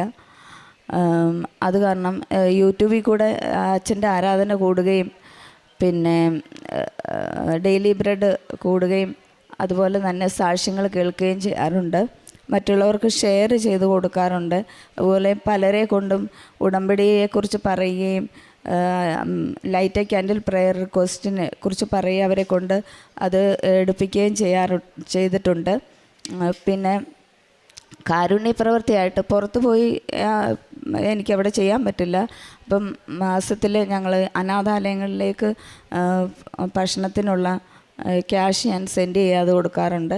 പിന്നെ ഞങ്ങൾക്കൊരു പ്രെയർ ഗ്രൂപ്പ് ഉണ്ടെന്ന് ഞാൻ പറഞ്ഞല്ലോ, രാവിലെയും വൈകുന്നേരവും ഞങ്ങളവിടെ അതിൽ പ്രെയർ ചെയ്യാറുണ്ട്. അപ്പോൾ അതുവഴി ഞങ്ങളൊരു ചെറിയ തുക ഞങ്ങൾ കാരുണ്യ പ്രവൃത്തിയായിട്ട് ഞങ്ങളെല്ലാവരും കൂടെ കൂടി അത് ചെയ്യുന്നുണ്ട്. പിന്നെ ആ പ്രെയർ ഗ്രൂപ്പ് വഴി ഞങ്ങൾ എല്ലാം മെയ് മാസവും ഒക്ടോബർ മാസവും 1001 മണി ജപമാല ചൊല്ലി പ്രാർത്ഥിക്കാറുണ്ട്. പിന്നെ ഇവിടെ ജപമാല റാലി നടക്കുന്ന ദിവസം ഞങ്ങൾ രാവിലെ 5 മണി തൊട്ട് വൈകുന്നേരം 4 മണി വരെ മുറിയാതെ ജപമാല ചൊല്ലി പ്രാർത്ഥിക്കാറുണ്ട്. ഇത്രയും അനുഗ്രഹങ്ങൾ തന്ന എൻ്റെ പരിശുദ്ധ അമ്മയ്ക്ക് ഈശോപ്പായ്ക്കും ഒരു കോടാനുകോടി നന്ദി പറഞ്ഞുകൊണ്ട് ഞാൻ എൻ്റെ സാക്ഷ്യം അവസാനിപ്പിക്കുന്നു. യെശയ്യാ പ്രവാചകൻ്റെ പുസ്തകം 6-ാം അധ്യായം 6-ാം തിരുവചനം. അപ്പോൾ സെറാഫുകളിലൊന്ന് ബലിപീഠത്തിൽ നിന്ന് കൊടിൽ കൊണ്ട് എടുത്ത് ഒരു തീക്കനലുമായി എൻ്റെ അടുക്കിലേക്ക് പറന്നു വന്നു. അവൻ എൻ്റെ അധരങ്ങളെ സ്പർശിച്ചിട്ട് പറഞ്ഞു, ഇത് നിൻ്റെ അധരങ്ങളെ സ്പർശിച്ചിരിക്കുന്നു, നിൻ്റെ മാലിന്യം നീക്കപ്പെട്ടു. ആനി ബിജു എന്ന ഈ സഹോദരി ഇസ്രായേലിൽ നിന്ന് ഒരു യുദ്ധക്കെടുതിയിൽ നിന്നാണ് ഇവിടെ വന്ന് പ്രത്യക്ഷീകരണ സാക്ഷിയായി പരിശുദ്ധ അമ്മയോട് ചേർന്ന് ഈശോയ്ക്ക് നന്ദി പറഞ്ഞ് ഈ സാക്ഷ്യം ഇവിടെ രേഖപ്പെടുത്തുന്നത്. ഈ സഹോദരിയുടെ 6ാമത്തെ സാക്ഷ്യമാണിത്. അതുകൊണ്ട് തന്നെ ഈ മകൾക്കൊരു നല്ല ആധ്യാത്മിക ആസ്തിയുണ്ടെന്ന് നമുക്ക് മനസ്സിലാക്കാം. ഏതൊരവസ്ഥയിലും ഉടമ്പടി എന്താണെന്ന് കൃത്യമായി ഈ മകൾക്ക് മനസ്സിലായിട്ടുണ്ട്. മോശയുടെ വടി എന്താണ്, അതുപോലെയാണ് ഉടമ്പടി. ആ വടിയെടുത്താൽ ഈശോയെ നോക്കിയാൽ എല്ലാം തന്നെ എനിക്ക് സാധ്യമാണ് എന്ന് ഈ മകൾക്ക് ഏറ്റു പറയാൻ മാത്രമുള്ള വിശ്വാസവും വിശ്വസ്തതയും വിശുദ്ധിയും ഇന്ന് ഈ മകൾക്ക് കൈവന്നിരിക്കുകയാണ്. സമയച്ചുരുക്കത്തിൽ not by merit but by grace എന്ന അടിസ്ഥാനത്തിൽ സൗഖ്യവും സമാധാനവും അവർ ആഗ്രഹിച്ച അല്ലെങ്കിൽ വളരെയധികം കാത്തിരുന്ന് പ്രാർത്ഥിച്ച കാര്യങ്ങൾക്കുള്ള അനുഗ്രഹങ്ങൾക്ക് കൂടി നന്ദി പറയുകയാണ്. മകളുടെ രോഗസൗഖ്യത്തെക്കുറിച്ചും മകളുടെ സാധ്യതകളെക്കുറിച്ചും 2 വർഷമായിട്ട് അവർക്കൊരു ഫ്ലാറ്റ് മേടിക്കണമെന്നുള്ള ആഗ്രഹം എഴുതി മറന്നുപോയതാണ്, ഒരു നിയോഗം എഴുതി മറന്നുപോയതാണ്. പക്ഷെ സമയത്തിൻ്റെ പൂർത്തിയിൽ ഈശോ ആഗ്രഹം സാധിച്ച് ലോൺ എടുക്കാൻ പോലും സാധിക്കുമല്ലാതിരുന്ന ഒരവസ്ഥയിൽ ഇസ്രായേൽ യുദ്ധം നടന്നിരുന്ന സമയത്ത് ഈശോ എങ്ങനെയാണത് സാധ്യമാക്കി കൊടുത്തതെന്ന് മകൾ വളരെ കൃത്യമായി സാക്ഷ്യപ്പെടുത്തുകയുണ്ടായി. ഈശോ പറയുന്നു, നീ നിറച്ചളന്ന് അമർത്തിക്കുലുക്കി നിനക്ക് മടിയിലേക്ക് ഇട്ടുതരുന്ന അവസ്ഥ എന്താണെന്ന് നമുക്കറിയാം. സുവിശേഷങ്ങളിൽ വായിച്ചെടുക്കുമ്പോൾ നമുക്ക് എപ്പോഴാണ് അത് തിരിച്ചു കിട്ടുന്നത്? എനിക്ക് ദാഹിക്കുകയും വിശക്കുകയും നഗ്നനായി കാണുകയും എല്ലാം ചെയ്തപ്പോൾ ഈ ചെറിയവരിൽ നീ ചെയ്തു കൊടുത്തപ്പോൾ അവർക്ക് തന്നെയാണ്, നീ എനിക്ക് തന്നെയാണ് ചെയ്തതെന്ന് ഈശോ പറയുന്നുണ്ട്. അങ്ങനെ ചെയ്തുകൊണ്ടിരുന്ന അവസ്ഥയിൽ പോലും ഒരു മരണത്തിൻ്റെ നിഴൽ വീണ താഴ്വരയിലായിരുന്നു. 23-ാം സങ്കീർത്തനം പറയുന്നത് പോലെ, മരണത്തിൻ്റെ നിഴൽ വീണ താഴ്വരയിലൂടെയാണ് ഞാൻ നടക്കുന്നതെങ്കിലും അങ്ങ് കൂടെയുള്ളതിനാൽ ഞാൻ ഭയപ്പെടുകയില്ല, അങ്ങയുടെ ഊന്നുവടിയും ദണ്ടും എനിക്ക് ഉറപ്പേകുന്നു. അങ്ങനെ ഒരു വലിയ ഉറപ്പിലാണ് നീ മകൾ ഇസ്രായേലിൽ വർക്ക് ചെയ്യുന്നതെന്ന് നമുക്ക് മനസ്സിലാക്കാം. മകൾ ശക്തമായി പ്രാർത്ഥിച്ചു, യുദ്ധം ഒന്ന് നിർത്തിവെക്കുവാൻ. പ്രാർത്ഥിച്ചതിൻ്റെ പിറ്റേ ദിവസം തന്നെ ഒരടയാളം യുദ്ധം ഇപ്പോൾ തൽക്കാലത്തേക്ക് നിർത്തിവെച്ചു എന്നുള്ള അവിടുത്തെ പ്രസിഡൻറ്റിൻ്റെ, അമേരിക്കൻ പ്രസിഡൻറ്റിൻ്റെ പ്രഖ്യാപനം കേട്ടതായും മകൾ അറിയിക്കുകയാണ്. നാം എന്തുതന്നെ ആഗ്രഹിച്ച് പ്രാർത്ഥിച്ചാലും ഈശോ നമ്മുടെ ആഗ്രഹങ്ങൾ സാധിപ്പിക്കുന്നു എന്നതിലപ്പുറം ഞാൻ ഈശോയോട് കൂടെ ആയിരിക്കുന്നു എന്ന് ആനി ബിജുവിനെന്ന് പറയാൻ സാധിക്കുന്നത് ഉടമ്പടിയുടെ ആസ്തിയാണ്. ആനി ബിജുവിനെ ലഭിച്ച എല്ലാ അനുഗ്രഹങ്ങൾക്കും ഈശോയ്ക്ക് നന്ദി പറഞ്ഞുകൊണ്ട് നമുക്ക് നല്ലൊരു കയ്യടി നൽകി. അമ്മ ജീവനോടെ പ്രത്യക്ഷപ്പെട്ട ഈ പുണ്യ ആൾത്താരിൽ നിന്നും അമ്മയുടെ സാക്ഷിയാവാൻ അമ്മയുടെ മധ്യസ്ഥയാൽ ഈശോ നൽകിയ എല്ലാ അനുഗ്രഹങ്ങൾക്കും അമ്മയ്ക്കും തിരുക്കുമാരനും പരിശുദ്ധാത്മാവിനും കോടാനുകൂടി നന്ദി പറയുന്നു. എൻ്റെ പേര് മിനി. ഞാൻ പിറവത്തു നിന്നും വരുന്നു. ഞാൻ ഉടമ്പടി എടുത്തത് 2024 മാർച്ച് 26 ഞാൻ ആദ്യമായിട്ട് കൃപാസനത്തിലേക്ക് വരുന്നത് 2019 സെപ്റ്റംബർ 19 അങ്ങനെ സെപ്റ്റംബർ 19 വരികയും 5 മാസം ഞാൻ ഈ കൃപാസനത്തിൽ വരികയും ചെയ്തു. അതേ തുടർന്ന് പിന്നെ കോവിഡ് വന്നു. ആദ്യത്തെ ജപമാല റാലിയിൽ ഞാൻ പങ്കെടുത്തു. ജപമാല റാലിയിൽ പങ്കെടുക്കുമ്പോൾ എനിക്ക് അതികഠിനമായ ഛർദിലും തലവേദനയും ഉണ്ടായിരുന്നു. അങ്ങനെ ഞാൻ ഒരു വെയിലോ മഴയോ ഒരു ശകലം യാത്രയൊന്നും ചെയ്യാൻ പാടില്ലാത്ത അവസ്ഥയിലായിരുന്നു ഞാൻ. ആ അവസ്ഥയിൽ ഞാൻ ജപമാല റാലിയിൽ പങ്കെടുക്കുമ്പോൾ ഞാൻ അമ്മയോട് പറഞ്ഞില്ലായിരുന്നു എനിക്ക് രോഗം മാറ്റിത്തരണമെന്ന്. പക്ഷേ ജപമാല റാലിയിൽ പങ്കെടുത്ത് ഞാൻ വീട്ടിൽ ചെല്ലുമ്പോൾ എനിക്ക് യാതൊരു ബുദ്ധിമുട്ടുകളോ സുഖമായിട്ട് നടന്ന് ഞാൻ ജപമാല റാലിയിൽ പങ്കെടുത്തു. അതിനുശേഷം ഒരു 6 മാസം കഴിഞ്ഞപ്പോഴാണ് ഞാൻ പല യാത്രകളും ചെയ്തു, പല വെയിലുകളും കൊണ്ടു, എല്ലാം കൊണ്ടു എനിക്ക് തലവേദന ഉണ്ടായില്ല. ഇന്ന് 6 വർഷമായിട്ട് എനിക്ക് അതിനുശേഷം ഈ നിമിഷം വരെ എനിക്ക് തലവേദന ഉണ്ടായിട്ടില്ല. അതാണ് എൻ്റെ ഒന്നാമത്തെ സാക്ഷ്യം. രണ്ടാമത്തെ സാക്ഷ്യം എന്ന് പറഞ്ഞാൽ 2006 എൻ്റെ വല്യാപ്പൻ എനിക്ക് ഒരു 6 സെൻറ്റ് സ്ഥലം എഴുതി തന്നു. പക്ഷേ അന്നൊന്നും അറിയില്ലായിരുന്നു എനിക്ക് മുന്നാധാരം വേണം എന്നുള്ളത്. പക്ഷേ ഞാനതിങ്ങനെ കയ്യിൽ വെച്ചുകൊണ്ടിരുന്നു. കുറേ വർഷങ്ങൾ കഴിഞ്ഞു ഞാൻ വേറെ ആരുടെയോ പേർക്ക് കരം തീർക്കുന്നത്. എനിക്കതിനെക്കുറിച്ച് വലിയ അറിവില്ലായിരുന്നു. അത് കഴിഞ്ഞപ്പോഴാണ് പലരും പറഞ്ഞു കേട്ടു നമ്മുടെ പേർക്ക് കരം വന്നാലേ നമ്മുടെ സ്ഥലം നമ്മുടെ പേർക്ക് ആവുള്ളൂ എന്ന്. പക്ഷേ അതിനെ തുടർന്ന് ഞാൻ പല പ്രാവശ്യങ്ങളിലും ഞാൻ ഓരോ സ്ഥലങ്ങളിൽ കയറി ഇറങ്ങി നടന്നില്ല. അതിനുശേഷം ഉടമ്പടി എടുത്തതിന് ശേഷം ഉടമ്പടിയിൽ ഞാൻ ഈ വസ്തുവിൻ്റെ നിയോഗം വെച്ചു. ഉടമ്പടിയിൽ വെച്ചതിന് ശേഷം ഞാൻ വില്ലേജ് ഓഫീസിൽ ചെന്നു. വില്ലേജ് ഓഫീസിൽ ചെന്ന് കഴിഞ്ഞപ്പോൾ അവർ ആധാരം രജിസ്റ്റർ ഓഫീസിൽ ചെല്ലാൻ പറഞ്ഞു. അവിടെ ചെന്ന് കഴിഞ്ഞപ്പോൾ അവർ ഇന്ന പോലെ ചെയ്യാൻ പറഞ്ഞു. പിടിപിടുമെന്ന് കാര്യങ്ങൾ നടന്നു. അതുമായിട്ട് ഞാൻ വില്ലേജ് ഓഫീസിൽ ചെന്നു. വില്ലേജ് ഓഫീസിൽ ചെന്ന് കഴിഞ്ഞപ്പോൾ അവർ പറയുകയാണ് 50 വർഷമായ ഈ ആധാരം ഇതെനിക്കൊന്നും ചെയ്യാൻ പറ്റില്ല എന്ന് പറഞ്ഞു. ഞാൻ കാശ് രൂപവും ഉടമ്പടിയും എല്ലാം ഉപയോഗിച്ചാണ് ഞാൻ രാവിലെ ഡെയിലി പ്രാർത്ഥന ഞാൻ ആധാരത്തിൻ്റെ ഇത് വെച്ചു. അങ്ങനെ ഞാൻ അപ്പോൾ ആ വില്ലേജിലെ ഓഫീസർ പറഞ്ഞു മോള് സർവേ ചെയ്യുന്ന സ്ഥലത്തൊന്ന് പോയി നോക്കാൻ. ഞാൻ അമ്മയുടെ കാശ് രൂപവും ഞാൻ മുട്ടുകുത്തി നിന്ന് പ്രാർത്ഥിച്ച് അമ്മയുമായിട്ട് ഞാൻ ശരിക്കും പറഞ്ഞാൽ വണ്ടി കയറിയപ്പോൾ ഞാൻ മാതാവിനോട് പറഞ്ഞു എൻ്റെ വണ്ടിയിൽ കൂടെ പോകുന്നോളണം, ഞാനിത് ലാസ്റ്റാണ്, എനിക്കിനി ഇതിൻ്റെ പുറകെ നടക്കാൻ പറ്റില്ല എന്ന്. അങ്ങനെ ഞാൻ സർവേ ഓഫീസിൽ ബുധനാഴ്ച 7-ാം തീയതി സർവേ ഓഫീസിൽ ചെല്ലുകയും അവിടെ ചെന്ന് ഞാൻ മാതാവിനോട് തന്നെ പറഞ്ഞു, പുറകിൽ നിന്ന് പറഞ്ഞു മാതാവേ ഇറങ്ങ്, എൻ്റെ ഒപ്പം വരണം, എനിക്ക് ആരും എൻ്റെ കൂട്ടത്തിലില്ല, ഞാൻ ഇതിൽ നടന്ന് മടുത്തു. 20 വർഷത്തോളമായി ഞാൻ 2-3 പ്രാവശ്യം പുറകെ ഇറങ്ങിയൊക്കെ നടന്നിട്ട് ഞാൻ ഉപേക്ഷിച്ച കേസാണിത്. അങ്ങനെ ഞാൻ അവിടെ ചെന്ന് സർവേ ഓഫീസിൽ ചെല്ലുമ്പോൾ ഞാൻ ഉപ്പ് കൊണ്ടുപോയിട്ടുണ്ടായിരുന്നു. ഉപ്പ് അവരാരും കാണാതെ ചെറുതായിട്ടൊന്ന് മേശയുടെ പുറത്ത് വിതറി. അവർ പേപ്പർ എൻ്റെ കയ്യിൽ നിന്ന് ഈ വസ്തുക്കൾ ഇതെല്ലാം പ്രമാണങ്ങളെല്ലാം മേടിച്ചു. പ്രമാണങ്ങളെല്ലാം മേടിച്ചു കഴിഞ്ഞപ്പോൾ 10 മിനിറ്റ് എന്നോട് അവിടെ ഇരിക്കാൻ പറഞ്ഞു. അവർ നോക്കി, ഒരു കാര്യവും എന്നോട് ചോദിച്ചില്ല. ചോദിച്ചാൽ തന്നെ എനിക്ക് അതിനെക്കുറിച്ച് ഒന്നും അറിയില്ല, കാരണം 50 വർഷങ്ങൾക്ക് മുമ്പാടുള്ള ആണ് സംഭവം. അങ്ങനെ 10 മിനിറ്റ് കഴിഞ്ഞപ്പോൾ അവരെന്നോട് പറഞ്ഞു, ചേച്ചി ഇത് ഇന്ന് ഈ വർഷം കരം വരുമ്പോൾ ചേച്ചിയുടെ പേർക്ക് ആയിക്കോളുമെന്ന്. എന്നിട്ട് ഞാൻ കഴിഞ്ഞ പ്രാവശ്യം എനിക്ക് വരുമ്പോൾ സാക്ഷ്യം പറയാമായിരുന്നു, പക്ഷേ ഞാൻ പറഞ്ഞില്ല. ഈ ഏപ്രിൽ മാസം കരം തീർത്തപ്പോൾ എൻ്റെ പേർക്ക് ആ വസ്തു കരമായി വന്നു. അതാണ് എൻ്റെ രണ്ടാമത്തെ സാക്ഷ്യം. പിന്നെ മൂന്നാമത്തെ സാക്ഷ്യം, 31 വർഷമായി എൻ്റെ കല്യാണം കഴിഞ്ഞിട്ട് 23 വർഷത്തോളം ഞാൻ അടുത്ത വീടുകളിൽ പോയാണ് വെള്ളം കോരിക്കൊണ്ട് വന്ന് എല്ലാ ആവശ്യങ്ങൾക്കും ഉപയോഗിച്ചുകൊണ്ടിരുന്നത്. അത് 1/2 കിലോമീറ്ററോളം കയറി പോകണമായിരുന്നു. എൻ്റെ കുഞ്ഞുങ്ങൾ ചെറുതായിരുന്നു. കുഞ്ഞുങ്ങളും ചെറിയ പാത്രങ്ങളുമായിട്ട് ഞാനും അങ്ങനെ കോരിക്കൊണ്ടുവന്ന എല്ലാ ആവശ്യങ്ങൾക്കും കഴിഞ്ഞുകൊണ്ടിരുന്നത്. അങ്ങനെ 2017 ഞാനൊരു വീട് വാങ്ങിച്ചു. 2017 ഒരു വീട് വാങ്ങിക്കുമ്പോഴും എനിക്ക് വെള്ളമില്ല, വാട്ടർ കണക്ഷൻ്റെ വെള്ളമേ ഉള്ളൂ. അത് നമ്മൾ രാത്രി 10 മണിക്ക് 12 മണിക്ക് നോക്കി നിരുന്ന് പിടിച്ചില്ല എങ്കിൽ നമുക്ക് വെള്ളം കിട്ടത്തില്ല. അങ്ങനെ ഞാൻ കഴിഞ്ഞ ഡിസംബറിൽ ഒരു കിണർ കുത്താൻ തീരുമാനിച്ചു. കിണർ കുത്താൻ വൈകിയത് എന്താണെന്ന് വെച്ചാൽ ഒരിക്കലും നമുക്ക് വെള്ളം കിട്ടില്ല എന്നാണ് എല്ലാവരും ഇവിടെ അഭിപ്രായത്തിൽ പറയുന്നത്. പാറയാണ്, പരിസരങ്ങളിലെല്ലാം പാറയാണ്. അപ്പോൾ നമ്മൾ കുത്തിയിട്ട് കാര്യമില്ല എന്നൊരു നമുക്ക് ഒരു വിശ്വാസം കൊണ്ട് നമ്മൾ കുത്തിയില്ല. ഉടമ്പടിയിൽ ഞാൻ ഈ കിണറിൻ്റെ ഇത് വെച്ചു. എനിക്ക് നടക്കുമെന്ന് ഒരിക്കലും ഞാൻ പ്രതീക്ഷിക്കാത്തതാണ്. ഞാൻ അമ്മ മാതാവിൻ്റെ കയ്യിൽ ഏൽപ്പിച്ചു.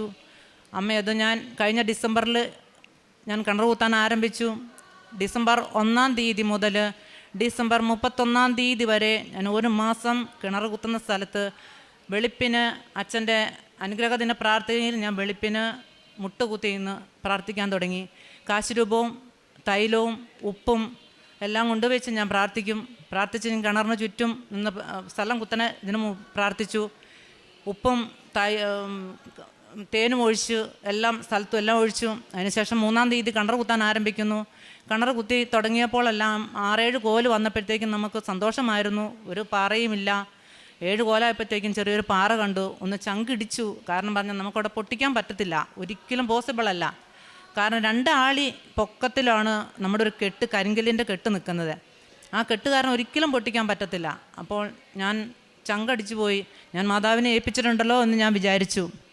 പക്ഷേ എങ്കിലും നമ്മൾ സ്ഥലം 2017 വാങ്ങിച്ചതായിരുന്നു. വാങ്ങിച്ച ഉടമസ്ഥൻ എന്നോട് പറഞ്ഞു, മിനി കിണർ കുത്തുന്നതിന് കുഴപ്പമില്ല, പക്ഷേ പാറയാണെങ്കിൽ നമുക്ക് പൊട്ടിക്കാൻ ഒരിക്കലും പറ്റത്തില്ല, അത് കണ്ടുകൊണ്ട് വേണം മിനി ചെയ്യാമെന്ന്. പക്ഷേ ഞാനൊന്നും വിചാരിച്ചില്ല. പാറ കണ്ടു കഴിഞ്ഞപ്പോൾ 3-4 ദിവസം കിണർ സ്റ്റോപ്പ് ചെയ്തു. ഞാൻ 2 ആളി പൊക്കത്തിലുള്ള കെട്ടിൻ്റെ ഇടയ്ക്ക് ഇറങ്ങാനൊക്കെ ഭയങ്കര ബുദ്ധിമുട്ടാണ്. നമ്മൾ അതിൻ്റെ ഇടയ്ക്ക് കല്ല് മുള്ള എല്ലാം ഉണ്ട്. പക്ഷെ ഞാൻ ആ കെട്ടിൻ്റെ ഇടയിൽ കൂടി, ഓരോ കെട്ടിൻ്റെ ഇടയിൽ കൂടിയും ഈ ഉപ്പ് പ്രാർത്ഥിച്ച് വിശ്വാസ പ്രമാണം ചൊല്ലി ഞാൻ ആ കെട്ടിൻ്റെ ഇടയ്ക്കോടെ ഞാൻ അങ്ങ് മുതൽ ഇങ്ങറ്റം വരെ ഞാൻ ഇട്ടു.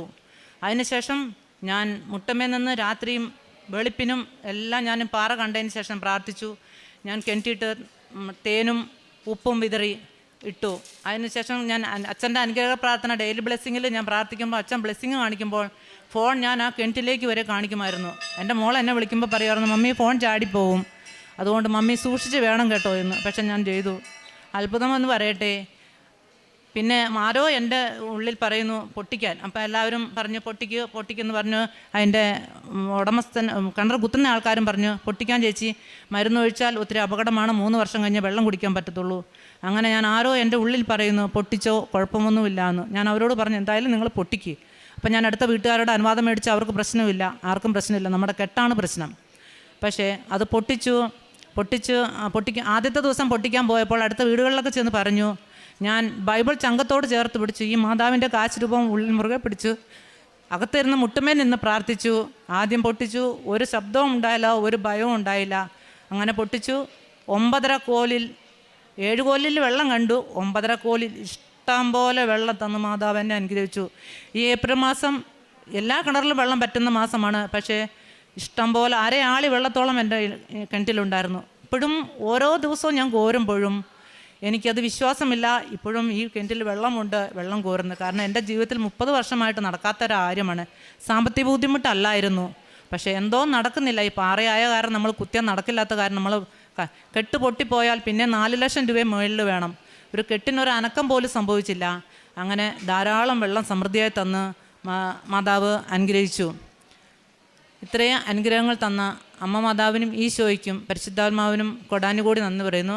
പിന്നെ ഞാൻ പ്രേക്ഷിത പ്രവർത്തനം ചെയ്ത് ഞാൻ ഇവിടുന്ന് പത്രം വാങ്ങിച്ചുകൊണ്ട് പോണത് എല്ലാ മൂവാറ്റുപുഴ ഗവൺമെൻറ് ഹോസ്പിറ്റലിൽ കൊണ്ടുപോവുകയും ഓരോ രോഗികളെ കണ്ട് എൻ്റെ കാര്യങ്ങളെല്ലാം പറഞ്ഞ് കൊടുക്കുകയും പ്രാർത്ഥിച്ചാണ് ഞാൻ കൊണ്ടുപോകുന്നത്. പ്രാർത്ഥിച്ച് കൊടുക്കുകയും പിന്നെ അവർക്ക് സാമ്പത്തിക സഹായം എന്നാൽ കഴിയുന്ന, എനിക്കിപ്പോൾ ദൈവം കൃപയാൽ സാമ്പത്തികമായി നമുക്ക് കൊടുക്കാൻ പറ്റുന്ന അവസ്ഥയല്ലായിരുന്നു. സാമ്പത്തികമായ സഹായം ഞാൻ എല്ലാ രോഗികളുടെ കയ്യിലെത്തിക്കുകയും കൊടുക്കും. കാരണം ചോറ് കൊണ്ടുപോകാൻ എനിക്ക് ജോലിയുണ്ട്. ഞാൻ ഷിഫ്റ്റും പ്രകാരമാണ് ജോലി ചെയ്യുന്നത്. അപ്പോൾ ജോലി ഉള്ളത് കാരണം ഇത് കൊടുത്തിട്ട് വേണം എനിക്ക് ഷിഫ്റ്റും പ്രകാരം ജോലിക്ക് കയറാൻ. അപ്പോൾ അതുകൊണ്ട് ഞാൻ എല്ലാ രോഗികളെയും കണ്ട് അവർക്ക് പൈസ വേണ്ടാന്ന് പറയുന്നവർക്ക് മാത്രമേ ഞാൻ പൈസ കൊടുക്കാത്തേ ഉള്ളൂ. അങ്ങനെ പിന്നെ വൃദ്ധമന്ദിരത്തിൽ എൻ്റെ കൊച്ചുങ്ങളുടെ എന്ത് ആവശ്യങ്ങളോ ബർത്ത്ഡേയോ എന്ത് ആവശ്യങ്ങളോ അതല്ലാണ്ടും നമ്മുടെ കയ്യിൽ കാശ് വന്നാൽ ഞങ്ങളുടെ അടുത്ത് തന്നെയുണ്ട് ക്രിസ്തുരാജ എന്ന് പറഞ്ഞ വൃദ്ധമന്ദിരത്തിൽ കൊണ്ടുപോയി ഞാൻ 10-80 പേര് വർക്ക് ചെയ്യുന്നതാണ്. അവിടെ കൊണ്ടുപോയി ഞാൻ ചോറ് ഭക്ഷണം ഞാൻ ഉണ്ടാക്കിച്ച് ക്യാൻറ്റീൻകാരോട് കൊണ്ടുവന്ന് കൊടുക്കാറുണ്ട്. പിന്നെ ആത്മീയമായി കിട്ടിയതെന്ന് പറഞ്ഞാൽ അരമണിക്കൂർ ബൈബിൾ വായിക്കാമെന്ന് പറഞ്ഞാൽ ബൈബിൾ വായിക്കുന്നത് ഞാൻ വായിച്ചിട്ടേ ഇല്ല എന്ന് തന്നെ പറയാം. ഈ അച്ഛൻ്റെ പ്രാർത്ഥനയും ഈ കൃപാസനത്തിന് വന്നതിന് ശേഷമാണ് ഞാൻ മറ്റത് പിള്ളേർ ഒരു അധ്യായം വായിച്ച് അടയ്ക്കുന്നതാണ് പതിവ്. ഞാൻ അരമണിക്കൂർ ബൈബിൾ വായന എന്ന് പറഞ്ഞാൽ നമ്മൾ ആഗ്രഹത്തോടു കൂടി, അതായത് നമ്മൾ അതെങ്ങനെയാണെന്നും പറഞ്ഞ് മനസ്സിലാക്കാൻ പറ്റില്ല. ചിലപ്പോൾ അരമണിക്കൂറാവും, ചിലപ്പോൾ അതിൽ മേലെയാവും. അതുപോലെ അച്ഛൻ്റെ അനുഗ്രഹ പ്രാർത്ഥനയിലെ ഓരോ വചനങ്ങളും ഞാൻ എഴുതി വെക്കും. അച്ഛൻ്റെ ചൊവ്വാഴ്ചത്തെ എല്ലാ ധ്യാനവും മുടങ്ങാണ്ട് കാണും. ഞാൻ ചൊവ്വാഴ്ച രാവിലത്തെ ഷിഫ്റ്റാണെങ്കിൽ എനിക്ക് കാണാൻ പറ്റത്തില്ല, എങ്കിലും ഞാൻ ഉച്ചയ്ക്ക് വരുമ്പോൾ അല്ലെങ്കിൽ പിറ്റേ ദിവസമായാലും കണ്ടു തീർക്കും. ആ ചൊവ്വാഴ്ച ധ്യാനത്തിലെ ഓരോ വചനങ്ങളും ഞാൻ 2 ബുക്ക് നിറച്ചുമായി എനിക്ക് എഴുതി വെച്ച് ആ വചനങ്ങളാണ് ഞാൻ വായിച്ചുകൊണ്ടിരിക്കുന്നത്. അങ്ങനെ ബൈബിളാണ്. പിന്നെ ആരെൻ്റെ നേരെ കൈ നീട്ടിയാലും, നേരത്തെ ഒന്നും അങ്ങനെ ചെയ്തിട്ടില്ല, ആരെൻ്റെ കൈ നീട്ടിയാലും എന്നെ പറ്റുന്ന സഹായം ഞാൻ ചെയ്തു കൊടുക്കും. ഓൺലൈനിലുള്ള എല്ലാ സഹായം ആരാവശ്യം കണ്ടാലും ഞാൻ അവർക്കെല്ലാം പൈസ അയച്ചു കൊടുക്കും. അങ്ങനെ എല്ലാവിധ അനുഗ്രഹങ്ങളും മാതാവ് ചെറുതും വലുതുമായി ഇനിയുമുണ്ട് എനിക്ക് പറയാൻ. ചെറിയതുമായ വലിയതുമായ ഒരുപാട് അനുഗ്രഹങ്ങൾ. ഞാൻ 2-3 പ്രാവശ്യം വീഴ്ചയിൽ നിന്നും എല്ലാം കാത്തുരക്ഷിച്ചു എല്ലാം എനിക്ക് പറയാനുണ്ട്. അതിന് ഇത്രയും വലിയ അനുഗ്രഹങ്ങൾ തന്ന എൻ്റെ അമ്മ മാതാവിനും ഈശോയ്ക്കും കോടാനുകോടി നന്ദി പറയുന്നു. ഏഷ്യ പ്രവാചകൻ്റെ പുസ്തകം 41-ാം അധ്യായം 10-ാം വാക്യം. ഭയപ്പെടേണ്ട, ഞാൻ നിന്നോട് കൂടെയുണ്ട്. സംഭ്രമിക്കേണ്ട, ഞാനാണ് നിൻ്റെ ദൈവം. ഞാൻ നിന്നെ ശക്തിപ്പെടുത്തുകയും സഹായിക്കുകയും ചെയ്യും. എൻ്റെ വിജയകരമായ വലത്ത് കൈകൊണ്ട് ഞാൻ നിന്നെ താങ്ങി നിർത്തും. പരിശുദ്ധ അമ്മയുടെ പ്രത്യക്ഷീകരണ സാക്ഷിയായിട്ട് മിനി ബിജു പിറവം തൻ്റെ പ്രത്യക്ഷീകരണ സാക്ഷ്യം നമുക്ക് മുമ്പിൽ പങ്കുവെക്കുകയായിരുന്നു. ഈ അമ്മയുടെ വാക്കുകളിൽ തന്നെ എല്ലാം നമുക്ക് വ്യക്തമായിരുന്നു. നീണ്ട വർഷങ്ങളായിട്ട് കൊണ്ടു നടന്നിരുന്ന തലവേദന, അത് ജപമാല റാലിയിൽ പങ്കെടുത്തതിൻ്റെ ഫലമായിട്ട് 6 വർഷമായിട്ട് അത് പിന്നെ ഒരു തലവേദനയും ഛർദിയും അത് പിന്നെ ഉണ്ടായിട്ടില്ല എന്നും, ഉടമ്പടി നേർച്ച വസ്തുക്കളോട് ചേർന്നുകൊണ്ട് ക്രമപ്പെടുത്തിയപ്പോൾ വലിയൊരു രോഗസൗഖ്യമാണ് തനിക്ക് ലഭിച്ചതെന്ന് ഈ അമ്മ പറയുകയുണ്ടായി. അതോടൊപ്പം തന്നെ തൻ്റെ വീട്ടിൽ കല്യാണം കഴിഞ്ഞ് വന്നത് മുതൽ എപ്പോഴും വെള്ളത്തെ സംബന്ധിച്ചുള്ള വളരെയേറെ ഒരു ബുദ്ധിമുട്ട് ഈ അമ്മ കടന്നു പോവുകയുണ്ടായിരുന്നു. എന്നാൽ തൻ്റെ ഭവനത്തിൽ കിണർ കുഴിക്കുകയും അതിനുണ്ടായിരുന്ന തടസ്സങ്ങൾ അത് പരിശുദ്ധ അമ്മയോട് ചേർന്നുകൊണ്ട് ഉടമ്പടി വസ്തുക്കളും ഉപ്പും എല്ലാം ഉപയോഗിച്ച് പ്രാർത്ഥിച്ചതിൻ്റെ ഫലമായിട്ട് അവർക്ക് ഈ അമ്മയ്ക്ക് വെള്ളം ലഭിക്കുകയുണ്ടായി. അതോടൊപ്പം തന്നെ തൻ്റെ വസ്തുവിൻ്റെ മുന്നാധാരം അത് 20 വർഷമായിട്ട് കൊണ്ടു നടക്കുകയായിരുന്നു. അത് പരിശുദ്ധ അമ്മ ഇടപെടലിലൂടെ സമയത്തിൻ്റെ ചുരുക്കത്തിൽ അത് വില്ലേജ് ഓഫീസിൽ നിന്ന് കുറച്ച് സമയത്തിനുള്ളിൽ തന്നെ അതിൻ്റെതായ കാര്യങ്ങളും മുൻകരുതലുകളും പേപ്പർ വർക്കുകളും എല്ലാം റെഡിയായിക്കൊണ്ട് പരിശുദ്ധ അമ്മ ഇടപെടലിലൂടെ ഈ അമ്മയ്ക്കെല്ലാം സാധിക്കുകയുണ്ടായി. ഉടമ്പടി ജീവിതത്തോട് ചേർന്നുകൊണ്ടും പ്രാർത്ഥനയോട് കൂടുതൽ ചേർന്നപ്പോഴത്തേക്ക് പരിശുദ്ധ അമ്മ ഇടപെടൽ ഈ അമ്മയുടെ ജീവിതത്തിൽ വളരെയേറെ ഇടപെടൽ ഉണ്ടാവുകയുണ്ടായി. നമുക്ക് പ്രാർത്ഥിക്കാണ്ട് സാധിക്കണം. നമ്മുടെയൊക്കെ പ്രാർത്ഥനകളിലും ഉടമ്പടിയോട് ചേർന്ന് നിൽക്കുമ്പോഴും പരിശുദ്ധ അമ്മ ഇടപെടൽ നമ്മുടെയൊക്കെ ജീവിതത്തിലുണ്ടാകും. ഈ അമ്മ വഴി നമുക്ക് മുമ്പിൽ പ്രത്യക്ഷീകരണ അനുഭവം പങ്കുവെച്ചപ്പോൾ ഇനി മുമ്പോട്ടുള്ള ജീവിതത്തിലും ഇനിയും ഈ അമ്മയെ പ്രത്യക്ഷീകരണ സാക്ഷിയായിട്ട് മാറ്റാൻ അനുഗ്രഹിക്കണമേ എന്ന് നമുക്ക് പ്രാർത്ഥിക്കാം. ഒപ്പം നമ്മുടെ ഓരോരുത്തരുടെ നിയോഗങ്ങളെയും ആ നിയോഗങ്ങളോട് ചേർന്ന് കൊണ്ട് പരിശുദ്ധ അമ്മയുടെ പ്രത്യക്ഷീകരണ സാക്ഷികളായിട്ട് മാറ്റാൻ നമ്മളെ അനുഗ്രഹിക്കണമേ എന്ന് നമുക്ക് പ്രത്യക്ഷീകരണത്തിൻ്റെ സാക്ഷിയാക്കി ഉയർത്തിയതിന് കോടി നന്ദി. എൻ്റെ പേര് ദീപ. എൻ്റെ മകന് വേണ്ടിയാണ് ഉടമ്പടി ആദ്യമായിട്ട് ഇവിടെ വന്നെടുക്കുന്നത്. എൻ്റെ മകൻ ശ്രീരാജ് സോമൻ 2022 ആണ് ജൂലൈ 17-ാം തീയതിയാണ് ഞങ്ങൾ ആദ്യമായി ഉടമ്പടി എടുക്കുന്നത്. കൃപാസനത്തെ പറ്റി കേട്ടത് അവൻ്റെ ഫ്രണ്ടിലൂടെയാണ്. ഞങ്ങൾ അങ്ങനെയാണ് ഇവിടെ എത്തിയത്. എൻ്റെ മകൻ NBBSന് ഫസ്റ്റ് ഇയർ ചേർന്ന് കഴിഞ്ഞപ്പോൾ ബുദ്ധിമുട്ടായിരുന്നു, പഠിക്കാൻ ഒത്തിരി ബുദ്ധിമുട്ടുകളുണ്ടായിരുന്നു. പഠനത്തിൻ്റെ ആവശ്യത്തിന് വേണ്ടിയാണ് കൃപാസനത്തെപ്പറ്റി അറിഞ്ഞപ്പോൾ ഇവിടെ വന്ന് ഉടമ്പടി എടുത്തത്. ഉടമ്പടി എടുത്ത് ഫസ്റ്റ് ഇയറിലെ എക്സാമിന് ഒരു പേപ്പറിന് മാർക്ക് കുറവായിരുന്നു, പോയി എക്സാം. പിന്നെ ഇവിടെ വന്ന് ഉടമ്പടി എടുത്ത് പ്രാർത്ഥിച്ചു. ശക്തമായ പ്രാർത്ഥനയായിരുന്നു. ജപമാല, പ്രത്യക്ഷീകരണ പ്രാർത്ഥന, സായന പ്രാർത്ഥന എല്ലാം, ബഹുമാനപ്പെട്ട ജോസഫ് അച്ഛൻ്റെ ധ്യാനങ്ങൾ, യൂട്യൂബിലെ എല്ലാ ടോക്കും എല്ലാം കാണാൻ തുടങ്ങി. അതിശക്തമായ പ്രാർത്ഥനയുടെ ഫലമായി അവൻ ഫസ്റ്റ് ഇയറിലെല്ലാം സബ്ജക്റ്റിന് പാസ്സായി. ഇപ്പം ഫെയിലിയറായി. ഉടമ്പടി ഞാൻ പുതുക്കിക്കൊണ്ടേയിരുന്നു. അവന് വരാൻ പറ്റാത്ത സാഹചര്യം ആയതുകൊണ്ട് മംഗലാപുരത്തു നിന്ന് ഇടയ്ക്കിടയ്ക്ക് വരുമ്പോഴെല്ലാം ഇവിടെ രണ്ടാമത്തെ ദിവസം തന്നെ കൃപാസനത്തിൽ വരും, വന്ന് പ്രാർത്ഥിക്കും, മുട്ടയിലഴിഞ്ഞ് ഇവിടെ പ്രാർത്ഥിച്ചിട്ട് പോവും. ഇപ്പം റിസൾട്ട് എക്സാം കഴിഞ്ഞ് ഇവിടെ വന്നു. അന്നേരം അവനിവിടെ വന്നായിരുന്നു. പിന്നെ 2 ദിവസമായുള്ള റിസൾട്ട് അറിഞ്ഞിട്ട് വന്ന് അത് ഇനിയിപ്പം അടുത്ത ആഴ്ച ഹൗസ് സർജൻസിക്ക് പോകണം. എക്സാമിന് പോയപ്പം ഫസ്റ്റ് ഇയർ മുതലേ അവന് ഒരു ഉടമ്പടി എടുത്തായിരുന്നു. ഫസ്റ്റ് ഇയർ ഞങ്ങളിവിടെ കൊണ്ടുവന്ന് ഞാനും എൻ്റെ ഹസ്ബൻഡും ഞങ്ങൾ 3 കൂടെ വന്ന് ഉടമ്പടി എടുത്തു. കാശ് രൂപം എപ്പോഴും അവൻ്റെ കഴുത്തിൽ തന്നെയായിരുന്നു. ഉടമ്പടി ഉപ്പ് ഉപയോഗിച്ച് ഉടമ്പടി തൈലം പുരട്ടാറുണ്ടായിരുന്നു ദിവസവും. അങ്ങനെ ഞാൻ എപ്പോഴും പ്രാർത്ഥിക്കുമായിരുന്നു, അമ്മയുടെ പ്രത്യക്ഷീകരണത്തിൻ്റെ സാക്ഷിയായി ഉയർത്തണേ.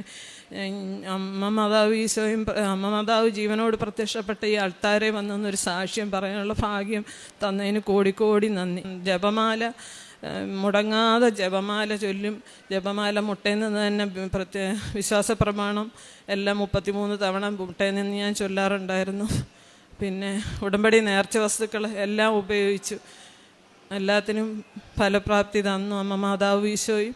പിന്നെ എനിക്ക് ഒരു ഷോൾഡറിനൊരു പെയിൻ ഉണ്ടായിരുന്നു. ഷോൾഡർ ഫ്രീസായി പോയിരുന്നു എൻ്റെ. ഒരു 7-8 മാസത്തോളം ട്രീറ്റ്മെൻറ്റ് നടത്തി. പിന്നെ ന്യൂറോയുടെ ഡോക്ടറെ, ഓർത്തോയുടെ എല്ലാം കണ്ടിരുന്നു. പക്ഷേ ഒന്നും ഒരു ഫലവും കണ്ടില്ല. പിന്നെ ഇവിടെ കൃപാസനത്തിൽ ഉടമ്പടി തൈലം പുരട്ടി ഞാൻ ശക്തമായി പ്രാർത്ഥിച്ചതിൻ്റെ ഫലമായിട്ട് എനിക്ക് രോഗസൗഖ്യം ലഭിച്ചു. എനിക്ക് ഡ്രസ്സ് പോലും ഇടാനുള്ള ബുദ്ധിമുട്ടുകളായിരുന്നു. അതെല്ലാം അമ്മ മാതാവ് ഈശോ മാറ്റി തന്നു. പിന്നെ ഞങ്ങളുടെ ഒരു പ്രോപ്പർട്ടി വിൽക്കാനായിട്ട് 4 വർഷത്തിൽ കൂടുതലായി വിൽക്കാനായിട്ട് അതിങ്ങനെ ഒത്തിരി ട്രൈ ചെയ്തുകൊണ്ടിരുന്നു. കുറേ സാമ്പത്തിക ബുദ്ധിമുട്ടുകളുണ്ടായിരുന്നു. അതിനുവേണ്ടി അത് വിൽക്കാൻ ശ്രമിച്ചിട്ടൊന്നും പറ്റുന്നില്ലായിരുന്നു. ഞാൻ അതും ഇവിടെ വന്ന് പ്രാർത്ഥിച്ചതിൻ്റെ ഫലമായിട്ട് മാത്രം ഈ ഇടയ്ക്ക് ആ വസ്തുവും എല്ലാം വിൽക്കാനിടയായി. അതിന് അമ്മ മാതാവിനോടും ഈശോയോടും കോടി നന്ദി. അവിടുന്ന് ഒത്തിരി അനുഗ്രഹങ്ങൾ എനിക്കും എൻ്റെ കുടുംബത്തിനും തരുന്നുണ്ട്. എല്ലാത്തിനും കോടി നന്ദി. പ്രേക്ഷിത പ്രവർത്തനം, പത്രം കൊടുക്കുക, വീടുകളിൽ പത്രം കൊടുക്കും. പിന്നെ ഭക്ഷണം കഴിക്കാൻ ബുദ്ധിമുട്ടുള്ള കുഞ്ഞുങ്ങൾക്ക് വേണ്ടി ഭക്ഷണം കൊടുക്കാറുണ്ട്. പിന്നെ സാമ്പത്തിക സഹായം കഴിവിൻ്റെ അനുസരിച്ച് ചെയ്യാറുണ്ട്. ജീവനുള്ള കാലം അത്രയും അമ്മ മാതാവിനും ഈശോയും വിശ്വാസത്തിൽ ജീവിക്കും. എൻ്റെ പേര് ശ്രീരാജ് സോമൻ. ഞാൻ 2022 കൃപാസനത്തിനെ പറ്റി എൻ്റെ ഒരു സുഹൃത്ത് വഴി അറിയുന്നത്. ആ വർഷം തന്നെ ഞാൻ ഇവിടെ വന്നു ഒരു ഉടമ്പടി എടുക്കുകയും അതിനെ സംബന്ധിച്ച് ഞാൻ ഇവിടുത്തെ ഉടമ്പടി തൈലം പിന്നെ കാശുരൂപം ധരിക്കാനും തുടങ്ങി. അതിനുശേഷം ഞാൻ രാവിലെയുള്ള പ്രെയറും എല്ലാം അറ്റൻഡ് ചെയ്യാറുണ്ടായിരുന്നു. ഇതിന് വരാനുള്ള മെയിനായിട്ടുള്ള കാരണം എനിക്ക് ഫസ്റ്റ് ഇയറിൽ കുറച്ച് പാടായിരുന്നു. സബ്ജക്ട്സൊക്കെ പുതിയ സബ്ജക്ട്സ്, അപ്പോൾ അങ്ങനെ കുറച്ച് പാടായിരുന്നു. ഞാൻ ഫസ്റ്റ് ഇയർ MBBSന് ജോയിൻ ചെയ്ത് കഴിഞ്ഞ് ഇവിടെ വന്നു കഴിഞ്ഞ് പിന്നെ എഴുതിയ MBBSൻ്റെ എൻ്റെ ഫസ്റ്റ് ഇയർ പരീക്ഷയിൽ എനിക്ക് നല്ല മാർക്കോടെ പാസ്സാകാൻ പറ്റി. അമ്മ മാതാവിൻ്റെയും ഈശോയിൻ്റെയും അനുഗ്രഹം കാരണമാണ് എനിക്ക് സാധിച്ചത്. ഡെയിലി ബ്രെഡ് എന്നും കേൾക്കുമായിരുന്നു. അതുപോലെ തന്നെ രാവിലെയും വൈകിട്ടും പ്രാർത്ഥിച്ച് പ്രത്യക്ഷീകരണ പ്രാർത്ഥിച്ചിട്ടായിരുന്നു എൻ്റെ ദിനചര്യകളും എല്ലാം തുടങ്ങിയിരുന്നത്. പിന്നിപ്പോൾ ഇത്രയും വർഷം കടന്നുപോയി. ഞാൻ ഫൈനൽ ഇയർ എക്സാം ക്ലിയറായി. അത് ക്ലിയർ ആകുന്നവരെ എന്നെ രക്ഷിച്ച് എന്നെ താങ്ങി ഇവിടെ വരെ കൊണ്ടുവന്ന അമ്മ മാതാവാണ്. ഇതൊന്നും എൻ്റെ കഴിവല്ല. It's just not by merit but by grace of the God. ശക്തനും ധീരനുമായിരിക്കണമെന്നും ഭയപ്പെടുകയോ പരിഭ്രമിക്കുകയോ ചെയ്യരുതെന്നും നിന്നോട് ഞാൻ കൽപ്പിച്ചിട്ടില്ലയോ? നിന്റെ ദൈവമായ കർത്താവ് നീ പോകുന്നിടത്തെല്ലാം നിന്നോട് കൂടെ ഉണ്ടായിരിക്കും. ജോഷുവ പ്രവാചകൻ്റെ പുസ്തകം 1-ാം അധ്യായം 9-ാം വചനമാണ്. വചനം നമ്മോട് പറയുന്നത് ഭയപ്പെടരുതെന്നാണ്. ഭയത്തിലും മുന്നോട്ട് പോകാനുള്ള ഒരു ധൈര്യം നമുക്ക് നൽകുന്നത് നമ്മുടെ ഉടമ്പടി ജീവിതമാണ്. മുന്നിലുള്ള ജീവിതത്തിലെ ഉത്തരവാദിത്വങ്ങളും വെല്ലുവിളികളും കണ്ട് പേടിക്കാതെ ദൈവത്തിൻ്റെ സാന്നിധ്യം നമ്മുടെ കൂടെ ഉള്ളപ്പോൾ നമുക്ക് ഭയപ്പെടേണ്ട ആവശ്യമില്ല. ഏത് സാഹചര്യത്തിലും നമ്മോട് കൂടെ നമ്മുടെ ജീവിതയാത്രയിൽ നമ്മെ കൈപിടിച്ച് നയിക്കുന്ന കൃപാസനം അമ്മയാണ് നമ്മെ മുന്നോട്ട് പോകുവാൻ സഹായിക്കുന്നത്. പരിശുദ്ധ അമ്മ ഭയം വിട്ട് വിശ്വാസത്തോടെ മുന്നോട്ട് പോകാനുള്ള ധൈര്യം നമുക്ക് നൽകുകയും നമ്മുടെ ജീവിതത്തിൽ കടന്നു പോകുന്ന ഏത് പോരാട്ടമായാലും ദൈവം നമ്മോട് കൂടെയുള്ള ഉണ്ട് എന്നുള്ള ഒരു ഉറപ്പുമാണ് ഉടമ്പടിയിലൂടെ നമുക്ക് ലഭിക്കുന്നതും. പരിശുദ്ധ അമ്മ നമുക്കായി ഇടപെടുന്ന ഒരമ്മയാണ്. നാം ഒറ്റയ്ക്കല്ല, നമ്മുടെ കൂടെ ഒരമ്മയുണ്ട് നമ്മെ താങ്ങി നിർത്തുവാൻ എന്നുള്ള ഒരു ഉറപ്പാണ് ഉടമ്പടിയിലുള്ളത്. ഓരോ വിശ്വാസ സാക്ഷ്യങ്ങൾ നമ്മൾ കേൾക്കുമ്പോഴും ഉടമ്പടി മക്കളുടെ ജീവിതത്തിൽ ഈശോയും അമ്മയും താങ്ങി നിർത്തിയ ഓരോ ദൈവാനുഭവ സാക്ഷ്യങ്ങളാണ് നാം ഇവിടെ ഓരോ നിമിഷവും കേൾക്കുന്നത്. ദീപ സോമരാജനും മകൻ ഡോക്ടർ ശ്രീരാജ് സോമനാഥനും നമ്മളോട് പറഞ്ഞതും അത് തന്നെയാണ്. MBBS ജോയിൻ ചെയ്ത് കഴിഞ്ഞ് ഫസ്റ്റ് ഇയർ പഠിച്ചപ്പോൾ വളരെ ഡിഫിക്കൽട്ടായിരുന്നു, മാർക്ക് കുറവായിരുന്നു. അങ്ങനെ ആ സാഹചര്യത്തിലാണ് കൃപാസനത്തെപ്പറ്റി അറിയുകയും പരിശുദ്ധ അമ്മ ജീവനോടെ പ്രത്യക്ഷപ്പെട്ട ഈ ആലയത്തിൽ വന്ന് മരിയൻ ഉടമ്പടി എടുക്കുകയും ചെയ്തത്. അതിനുശേഷം ഡോക്ടർ സോമരാജ് തന്നെ സാക്ഷ്യപ്പെടുത്തുകയാണ്, ഉടമ്പടി എടുത്തതിന് ശേഷം എൻ്റെ MBBS സ്റ്റഡി നല്ല ക്ലിയറായിട്ട് നല്ല മാർക്കോട് കൂടി പാസ്സാകാനായിട്ട് സാധിച്ചു എന്നാണ്. ഈശോയുടെയും അമ്മയുടെയും സാന്നിധ്യമുള്ളപ്പോൾ ആ 1-ാം വർഷമുണ്ടായിരുന്ന ഭയങ്ങളെല്ലാം മാറി ഈശോയുടെയും അമ്മയുടെ സാന്നിധ്യത്തോടു കൂടി നല്ല മാർക്കോട് കൂടി ഇന്ന് പരിശുദ്ധ അമ്മയുടെ പ്രത്യക്ഷീകരണത്തിൻ്റെ സാക്ഷിയായിട്ട് അമ്മയ്ക്ക് നന്ദി പറയുവാനായിട്ടാണ് ഈ മകനിന്ന് വന്നിരിക്കുന്നത്. പലപ്പോഴും നമ്മുടെ മക്കൾ പറയാറുണ്ട്, ഞാൻ MBBS പഠിക്കുന്നു, ഞാൻ നഴ്സിങ്ങിന് പഠിക്കുന്നു, ഞാൻ എഞ്ചിനീയറിന് പഠിക്കുന്നു, എനിക്ക് ഉടമ്പടി പാലിക്കുവാനുള്ള സമയമില്ല എന്ന്. ഈ അക്രൈസ്തവരായ മക്കളുടെ ജീവിതം MBBS പഠിത്തത്തിൻ്റെ ഇടയിലും ആ 2 ദിവസം മംഗലാപുരത്തു നിന്ന് അവധി കിട്ടുമ്പോഴും ഓടി വരുന്നത് പരിശുദ്ധ അമ്മ കൃപാസന അമ്മയുടെ സന്നിധിയിലേക്കാണ്.